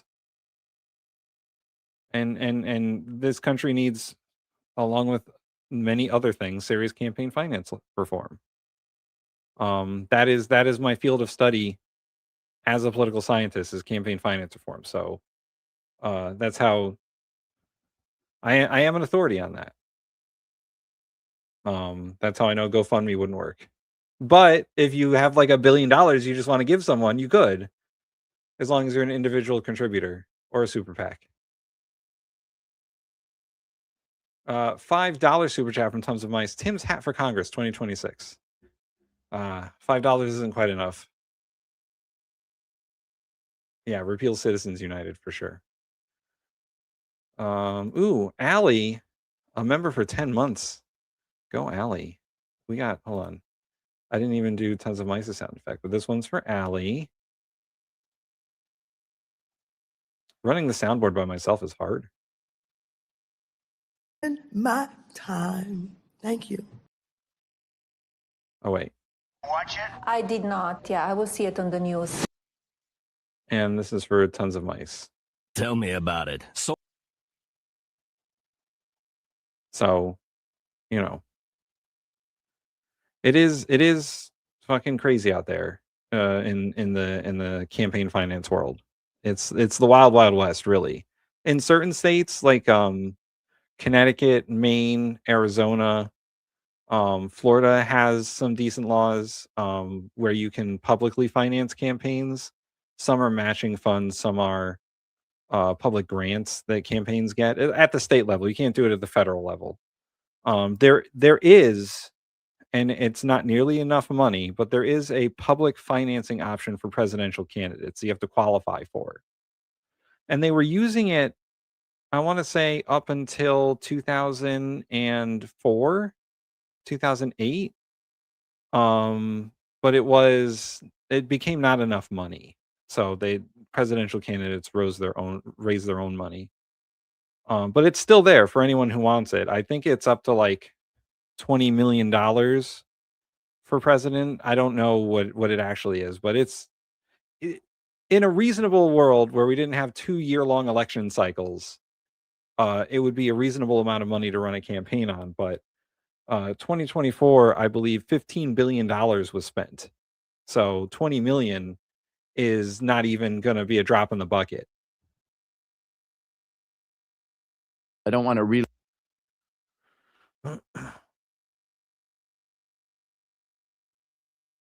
5 British pound super chat.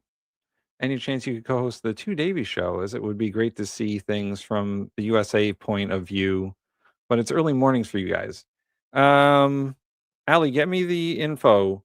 Maybe. How early in the morning is it?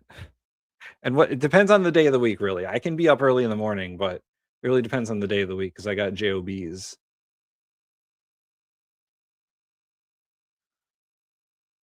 Nah, you got to have $1 billion just to show up. You got to have $1 billion to be in the running. You got to have $5 billion to win. That's what it's like out there right now.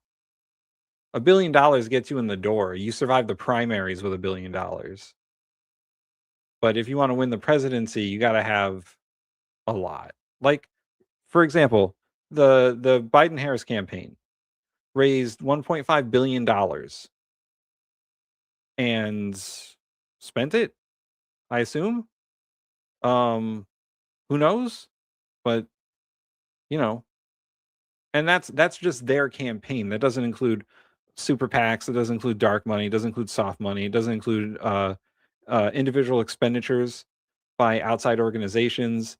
You know, combined, I think the Democratic Party for that election spent $5 billion with all the PACs, all the leadership organizations, the DCCC, the DNC, all of it. I think it was around $5 billion for the Democrats, and close to that for the Republicans too. Like, they spend a lot of money, and that probably includes all the down ballot races too, which are getting more expensive as time goes on. I think a Senate campaign is like $100 million at this point, and that's for one state. It's a crazy amount of money.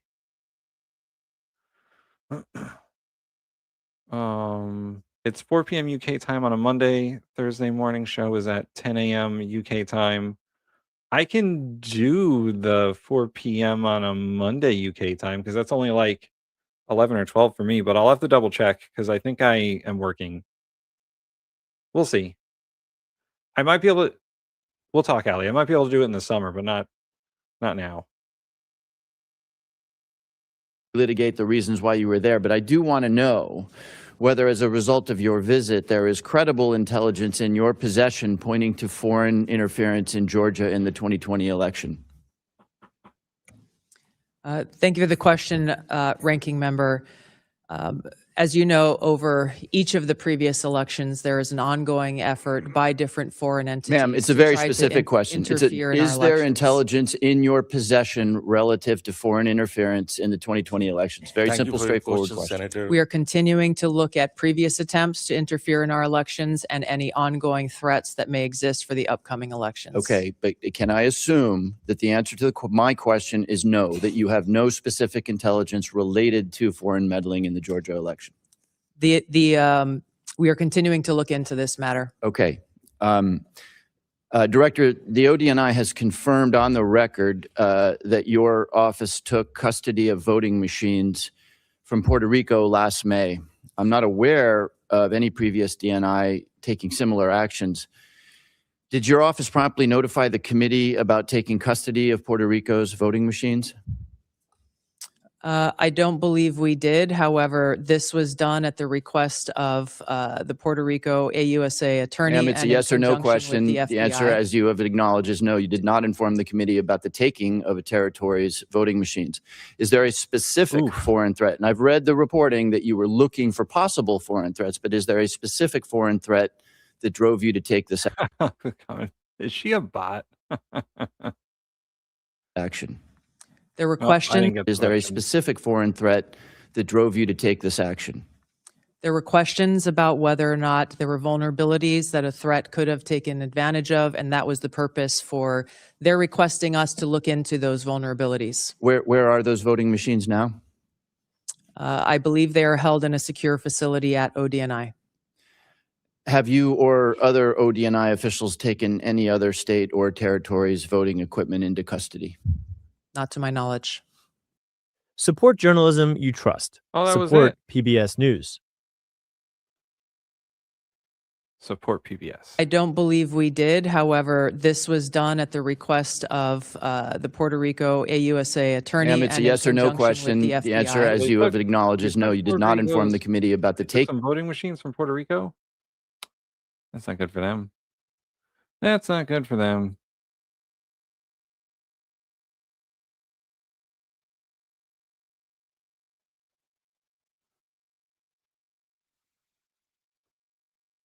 Here, I got more Tulsi Gabbard and Cash Pineapple.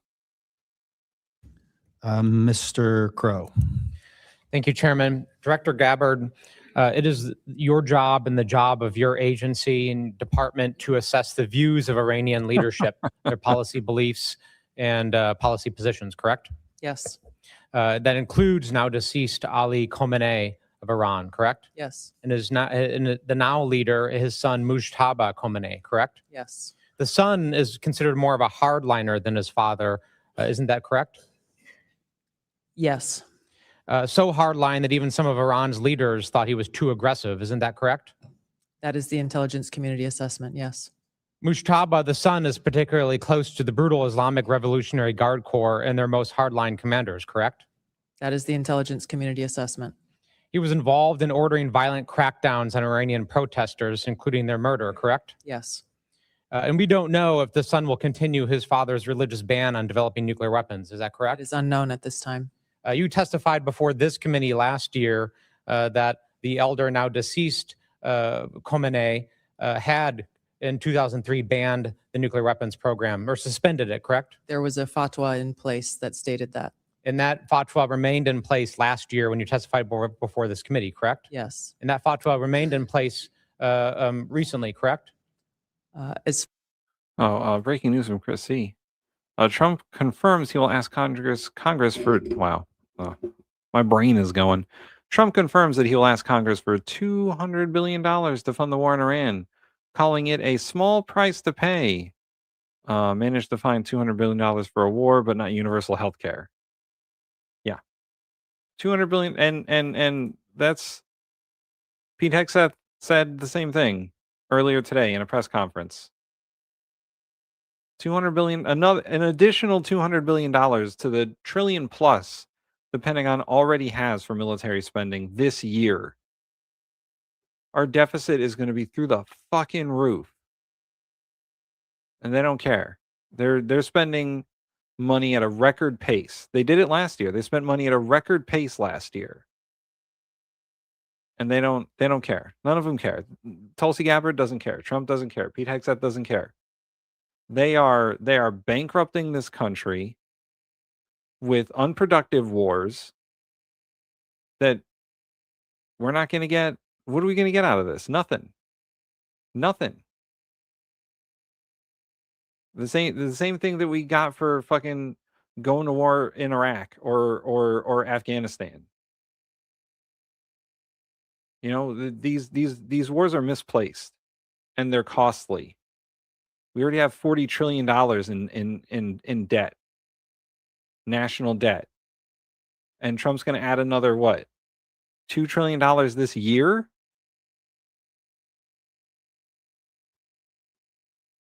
As far as I know, it has not been lifted. Yeah, you're aware of no information that would lift that fatwa. I'm not aware of any intelligence reporting that states that. To be clear on the Mojtaba, the son who has been named to replace him, it is unclear of his status or his involvement.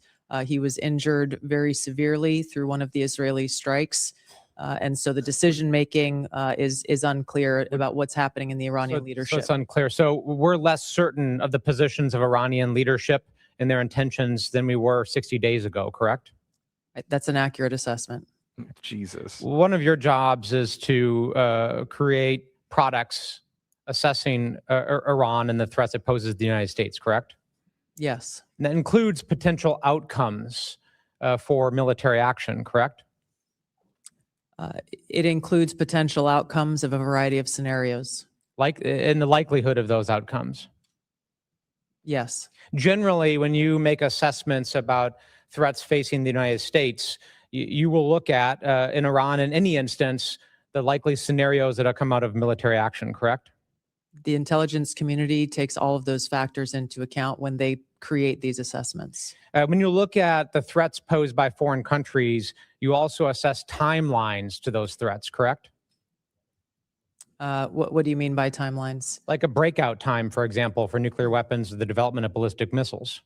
Yes, based on the information available at any given time. In the timeline also for potential terrorist attacks, correct? Broadly, yes, It assesses is all common matters practice available for the IC to assess the timeline of all threats. Nuclear weapons development, ballistic, right? Yes.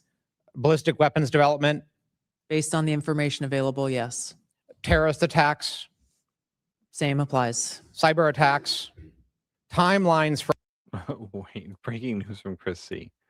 Trump was asked why he didn't inform Japan about the strikes in Iran, and he replied, "We wanted surprise. Who knows better about surprise than Japan? Why didn't you tell me about Pearl Harbor?" Did he really say that? Can we get a clip for that? I'm gonna look for a clip. That's fucking crazy, man. Trump just fucking, he's insane. He's an insane person. We let the craziest person that we could find run our government. Like fucking hell, man. For all of those, correct? When there is information available that point to that, yes. In likelihood, as well as the timeline, correct? Based on the information available. Timing is important, is it not? It is an important factor that goes into the assessment. So it is your position sitting here today that you made no timeline determination as to threats that Iran had facing the United States, correct?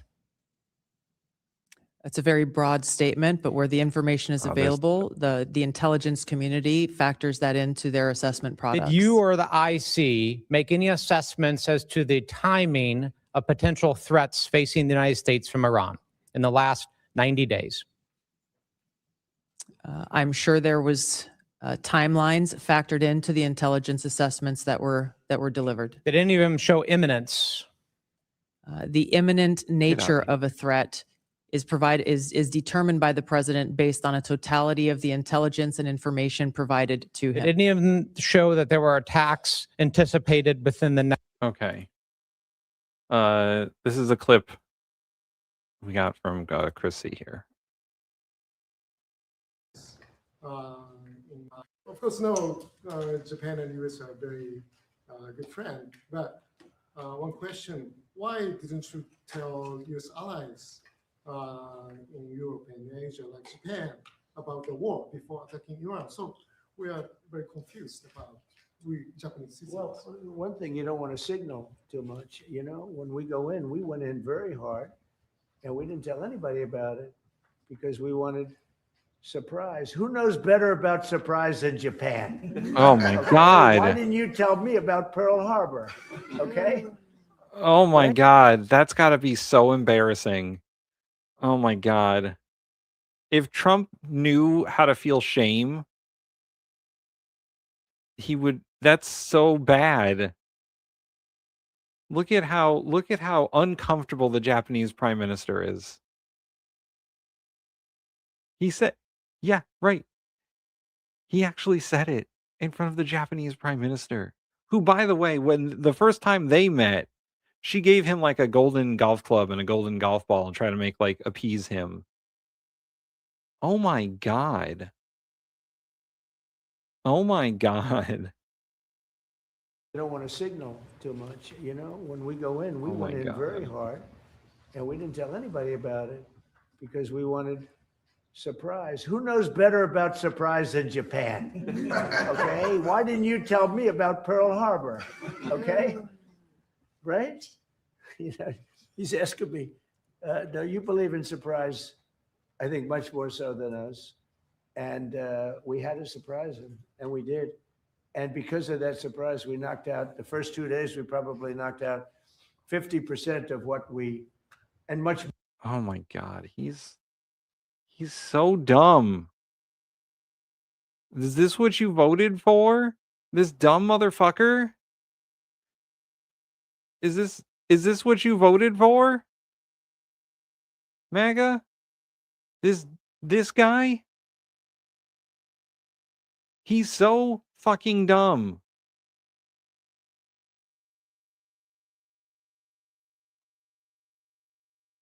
He's so dumb. That is unbelievable. That is unbelievable that he would say that to the Japanese prime minister. No, the Japanese should know all about surprise. You guys did Pearl Harbor, right? Nobody told us. Fucking he's the dumb motherfucker that we elected to be president. Why do I think it's dumb? Why do I think it's dumb? Because it's not something you say. The Japanese have been suffering with the repercussions of World War II for quite some time. And that's not something you say to the Japanese prime minister and want to have a good relationship with the Japanese prime minister. He has no idea how to talk to real people. He has no idea. He talks to fucking Marco Rubio and Pete Hegseth, who are fucking clowns, but he has no idea what diplomacy is or how to act like a statesman. He has no idea how to be a real fucking person anymore. His brain is so fucking melted in his head.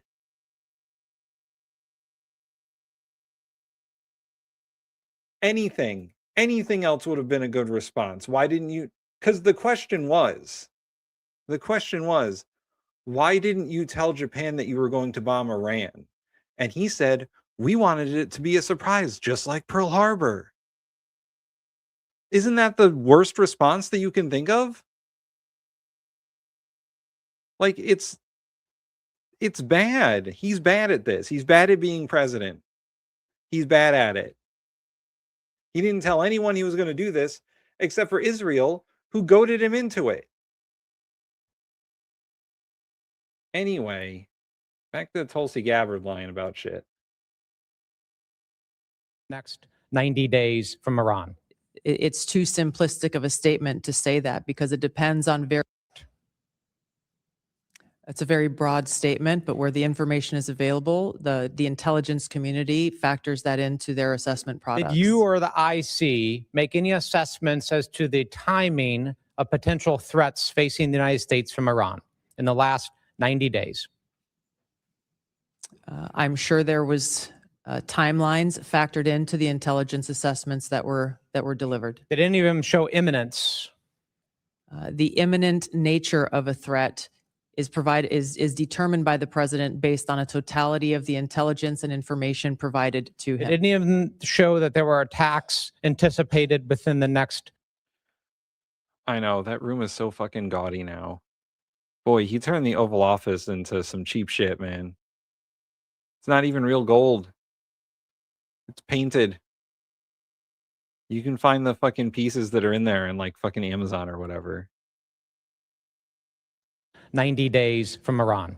It's too simplistic of a statement to say that because it depends on various scenarios occurring or not occurring.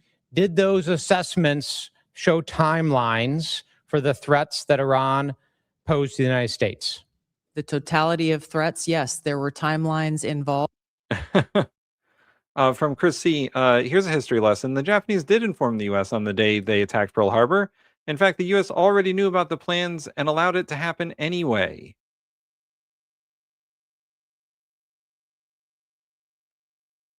Trump didn't tell nobody. He didn't even, he told what, like a handful of people in the Senate that they were going to bomb Iran because he was legally obligated to do so. And they only tried to get him like once or whatever. Right now, another member of Jeffrey Epstein's inner circle, his personal lawyer, Darren Indyke, is being questioned behind closed doors from members of the House Oversight Committee. Indyke was instrumental in creating Epstein's complex web of businesses, trusts, properties, and legal teams, and is still the co-executor of his estate. Today's deposition comes less than 24 hours after Democrats stormed out of the last-minute closed-door briefing with Attorney General Pam Bondi. They believe she only came in yesterday to get out of testifying under oath at a later date. It was clear from the minute it started that the Attorney General is trying to evade and not attend the mandated subpoena that is put in place. We asked her that question. Multiple members asked her the question. She would not respond. MS Now's Ali Vitale is on Capitol Hill for us. And Ali, I understand you have one of the lawmakers who was just inside that deposition with Epstein's lawyer. That is exactly right, because the deposition is ongoing, but I was able to get Congresswoman Ansari to come out and talk with us a little bit about what you've heard over the course of the last few hours. It sounds like he's answering questions, but there's an interesting dynamic that you and I were just talking about when it comes to this trio of people, Les Wexner, Darren Indyke, and Richard Kahn, who really made up the inner circle for Epstein. And yet, when it comes to answering questions about it, they're downplaying their role. Exactly. I think I can't get into the details of what he's saying, but, you know, this is somebody who served as Jeffrey Epstein's main attorney for years and years and years. The impression that he's giving off is very much that he's just a guy. He was, you know, just the family attorney, took care of some things. But of course, we know that he received tens of millions of dollars over the course of the years that he worked for Mr. Epstein, that he is, you know, co-executor of the estate, so has access to all of the information. We've been asking questions related to, you know, his knowledge of allegations, when he became aware, and why he did not choose to cut off his relationship with Mr. Epstein. He claims that he did not know anything until the allegations came to light. And I think it's just a theme across these individuals, whether it's Les Wexner, who was a client who gave Epstein upward of $1 billion potentially,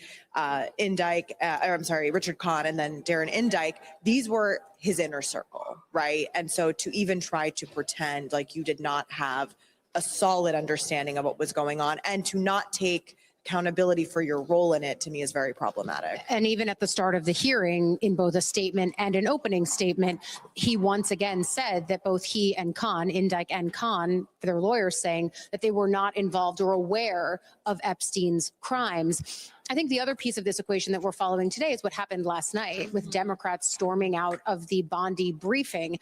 And importantly, I asked Chairman Comer today about the concern that some have that they're going to try to use this briefing as a pretense to say, well, that's basically the deposition that we subpoenaed her for. Interestingly, Comer told me this morning he agreed that the briefing is different than a deposition that you would do for a subpoena. So that feels important. But how do you ensure that this subpoena is ultimately enforced? I think we have to hold their feet to the fire. When there were negotiations between the majority, so Representative Comer and the Clintons, they immediately went to wanting a vote to hold the Clintons in criminal contempt for negotiating. We heard very clearly from Attorney General Pam Bondi tonight that my impression is she intends to negotiate the terms of her deposition. She was asked over and over and over again. No, it's not abnormal, but she was asked over and over again if she intends to come. She couldn't give a simple yes answer to that question. And then when Chairman Comer was asked about whether or not he would ensure that this happens, he would not give a straight answer to that question. I think they have seen the response to that from last night. And so I'm glad that he said to you, he will ensure that she comes forward, but that's not what he said last night. I don't know that he ensured she would come forward, but I think notably saying the tune seemed to at least change, that they can't use the fact that she came in yesterday for a briefing as an excuse to say that she's already done a deposition, because that is, of course, different. Congresswoman Yasmin Ansari of Arizona, thank you so much for coming out. I know it's still ongoing, so we'll let you get back in there, but thank you for coming and giving us this update. We appreciate it. And Chris, I think, again, it goes to show that this is very much a live ball here in terms of this deposition, but then also the fact that there are multiple other depositions throughout the calendar from now all the way scheduled through May. And one of the key ones that we're still waiting for a date for, yes, when Pam Bondi comes in, if she ends up complying with the subpoena. But then also you got to keep in mind the Commerce Secretary, Howard Lutnick, also said that he volunteered to come before this committee. We don't know what day that is happening on, but certainly a lot of interest in that deposition and testimony as well. I heard you ask that question to another member of Congress on way too early this morning, so we'll wait to see what that date is indeed. Sorry, I had to take a phone call. Thank you. All right, I got one more video, guys, and then I'm out of here. The national average up another 4 cents to $3.88 a gallon. My eights are very bad there. That, of course, the price of gas. This is diesel right there, which is even more expensive. But it gets to the prices that we're paying for everything, the cost of living and the potential political impact. With us now, CNN chief. Hey, everyone. I guess in an hour? Is this in an hour or 2 hours? I don't know where the daylight savings time is, but go and watch the roundtable, Reagan Elite, 8 p.m. UK time. Here, I'll put up I got a banner for this. There we go. Banner's up. I won't be able to watch it because I got to go and do some stuff. Yeah, 2 hours from now. But go and watch Reagan Elite. Follow Reagan Elite's channel at Reagan Elite on YouTube. Sponsor the show, friend of the show. Data analyst Harry Etten. Good morning to you. Good morning. So the president, how do voters see him on the issue of the cost of living and prices, and how does it compare to, say, when he was elected? You know, I would say that this is the most troublesome sign that I have seen for the president of the United States and the Republican Party so far. What are we talking about? Well, let's take a look here. Voters on Trump and the cost of living. You go back when he was reelected back in October of 2024, he was beating Kamala Harris by 3 points on the cost of living, right? Look at his net approval rating now. Woo! Down underwater we go. His net approval. That's at approval rating. He was beating Kamala Harris by 3 points on the cost of living, right? Look at his net approval. He was beating Kamala Harris by 3 points on the cost of living, right? Look at his net approval. Oh man, I can't record it. Woo! Down underwater. I'll have to get that later. His net approval at a record low, 41 points below water.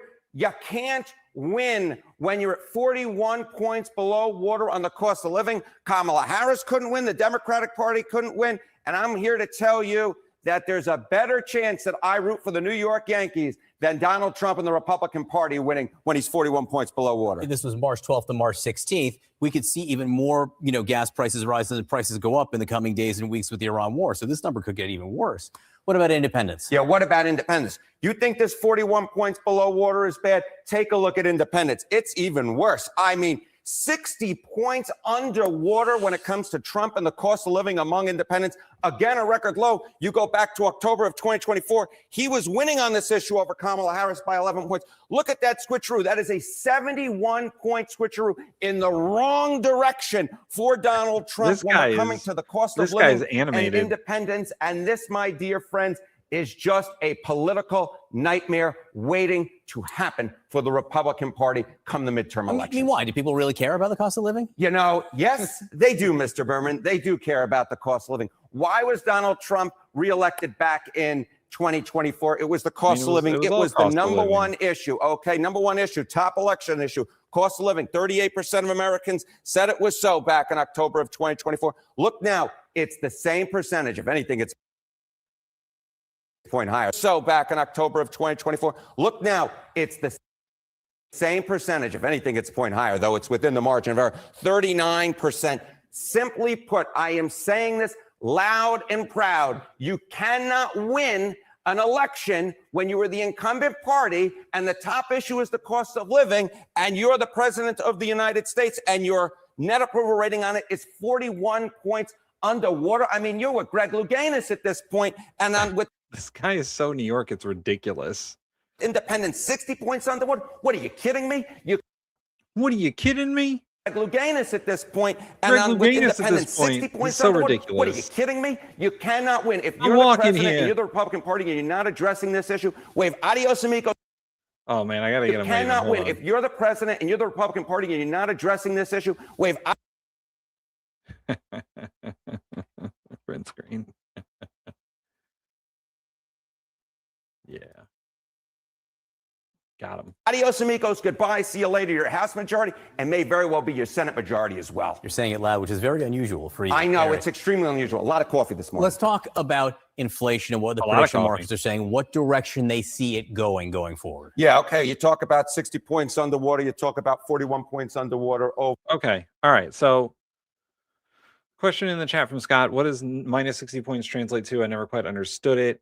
So when we look at this right here, when they're talking about what his net approval minus 41 points means that his net approval is like 19% on it. So it's consider the baseline for it to be 50% net approval. That's 0.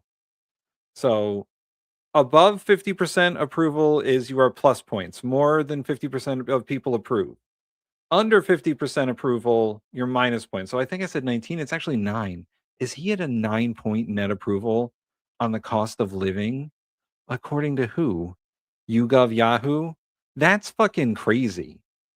So if he's negative 41 points, that means he's at 9% net approval. If when he was plus 3 points, he was at 53% net approval. Yeah, 9 points is so crazy. Ah, man, he's doing so bad. Yeah, I can never believe anyone is surprised by all this. You know, there was a little video clip. I think they played it on the Daily Show last night, but it was like a local news thing where I think it was in Jersey. And they interviewed a lady in New Jersey at the gas pump, and she's like, "Trump, you're a piece of shit." And he was like, "Did you vote for Trump?" And she's like, "Yeah, 3 times. Apparently, I'm a fucking idiot." Like, that's what do you expect? overall. You know, when we're talking about what the prediction markets, Kalshi prediction markets have, Chance March's CPI year over year is above February's 2.4%. It's going in the wrong direction. 95% chance that inflation rises in the month of March. So you got the number one issue that is killing the incumbent party, killing the president right now, and it is going in the wrong direction with gas prices going higher. Just, you know, I'm just going to lay back on my Yiddish. Oy vey.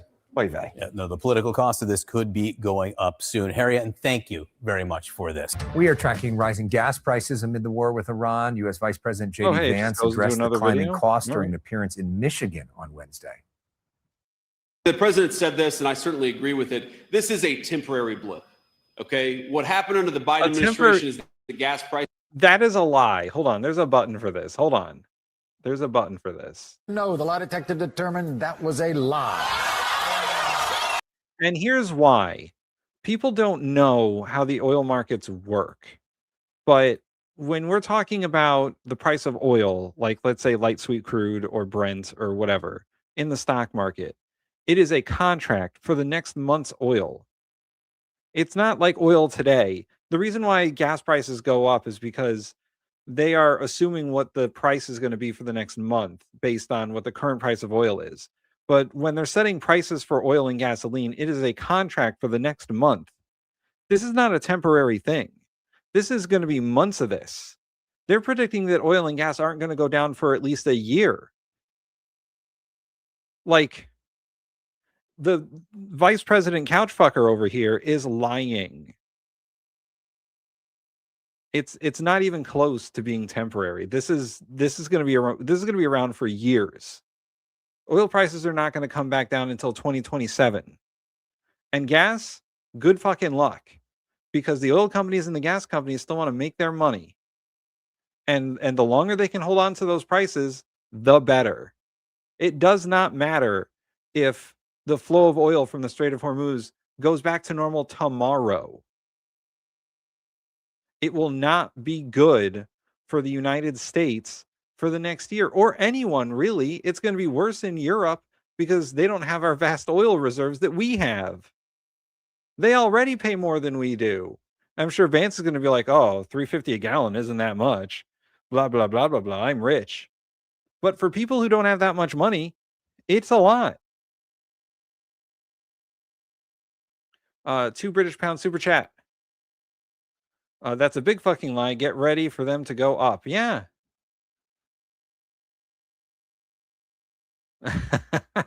He's a bot, Tim. Clearly he's a clanker. Yeah, it is also high right now because the gas companies and the oil companies are anticipating the price increasing a certain amount. And it's increasing more all the time. Let's look at it. I got it up somewhere. I've been keeping track. And they're going to be like, oh, it's CNBC, but whatever. The stock market doesn't fucking lie. Here we go. Here, we'll share this because who cares about Vice President Vance? Nobody. Not even Trump. Brent crude. $107 a barrel today, right now. And that is for the April contract for oil, guaranteeing that this is not temporary. This is not just a couple of weeks. Tons of mine says I paid $4.35 per gallon last night. The gas station by me is at $4 a gallon. 3 weeks ago, it was at $2.80. So don't let the vice president fucking lie to you. He fucks couches. You can't trust those people. Prices were high for 4 years. Gas prices are higher right now. And frankly, they're not even as high as they were during certain parts of the Biden administration because of what's going on in the middle. He means the beginning of the Biden administration during the height of the COVID pandemic, which the first Trump administration fucked up. And it's about to be higher. It's about to be the highest it's ever been, I think, since the recession. It's not going to last forever. We got a rough road ahead of us for the next few weeks, but it's temporary. Months. U.S. gas prices have risen 86 cents per gallon on average since the start of the war and Iran's closure of the Strait of Hormuz. In a bid to help offset those costs, Trump administration announced it is temporarily waiving the Jones. Yeah, that is a good one. Gas prices were the last thing that the MAGAs could fucking brag about, was that, oh, Trump gas prices are low because of Trump. Not anymore. Gas prices are high because of Trump. Jones Act, which will allow foreign flag ships to transport oil and gas between it's U.S. not ports. gonna matter. It's not. In the next It 60 already days. doesn't matter. The U.S. Federal Reserve is predicting the disruption of the global energy markets will be relatively short-lived, but is giving itself some wiggle room. Fed Chair Jerome Powell says we just don't know how things are going to shake out. What we do know is that interest rates will not be going down yet. As expected, the Fed voted to keep benchmark lending rates unchanged at 3.5% and 3.25%. You can worry about all of the ways that oil-related commodities go into manufacturing and that kind of thing. The truth is it's completely out of our hands, and we just, like everybody else, we have to just wait and see what happens. And it'll come down to how long, the current situation lasts, and then what are the effects on prices, and then how do consumers react and that kind of thing. Really, I wouldn't speculate. Ali says in the UK it's £6.50 a gallon. That's a diesel. Yeah, a diesel, I think at the local gas station by me is $5 a gallon. And when I was doing the food truck, when I was owning the food truck, it's a diesel powered truck. So I had to focus on the price of diesel, and $5 a gallon is like height of pandemic. So we're getting there. In any way, and there's really not a lot we can do other than kind of watch and see. I don't want to temporary piece of what, Jerome Powell also mentioning too, right? The interest rate's not going anywhere. That's the easiest decision he's made. Yeah. Right. And I think part of this is the spotlight's not on him no more. Right. There's less reporting, more commentary. All right. So yeah, the price of oil. Ooh boy. It's going up. And it's going to continue to go up. So we showed the price of Brent crude. There's also light sweet crude, which is at $95 a barrel. And also, I'll show this real quick before we go. One last thing. We have the stock market. Everyone loves the stock market. Pam Bondi loves the stock market. Oh, it's not even close to 50,000 anymore. Oh, geez, what happened to the stock market? Oh, man. Oh, geez. I think, what was it, middle of February? Where was it? 50,000. I think this was the day, February 10th or February 11th, when she was like, the stock market's at 50,000, guys. Every day since then, it's been getting worse. It's lost about 5,000 points. That's almost correction territory. You go back down to 40,000, we'll be near bear market. So, it's just great all around. Just great all around. Here, let's look at the price of reformulated gasoline. Reformulated gasoline. In America. There you go. Now that's $3.09, $3.10 a gallon before taxes. Before taxes. Right? Because there are state and federal taxes on gasoline. I think in my state, the cumulative taxes are about 75 cents. Some states are less, some states are more. Some states have more regulations. Some states it's harder to get gasoline to. So your particular price of gas is probably different than the market price for those reasons. But when did the war start? At the end of February? March 1st-ish? Well, here we go. You can tell. February 27th, the price of gas was $2.07. And then the very next day, it was $2.37. So it has gone up over $1 a gallon in the last month. And it looks like it's on the trend to keep going. So yay us, I guess. Go America. Fucking up everything for and there's so many things that are factored in to fuel costs, transportation, the cost of goods for a lot of things. So, don't just look at the price of gas because it's going to factor into inflation too.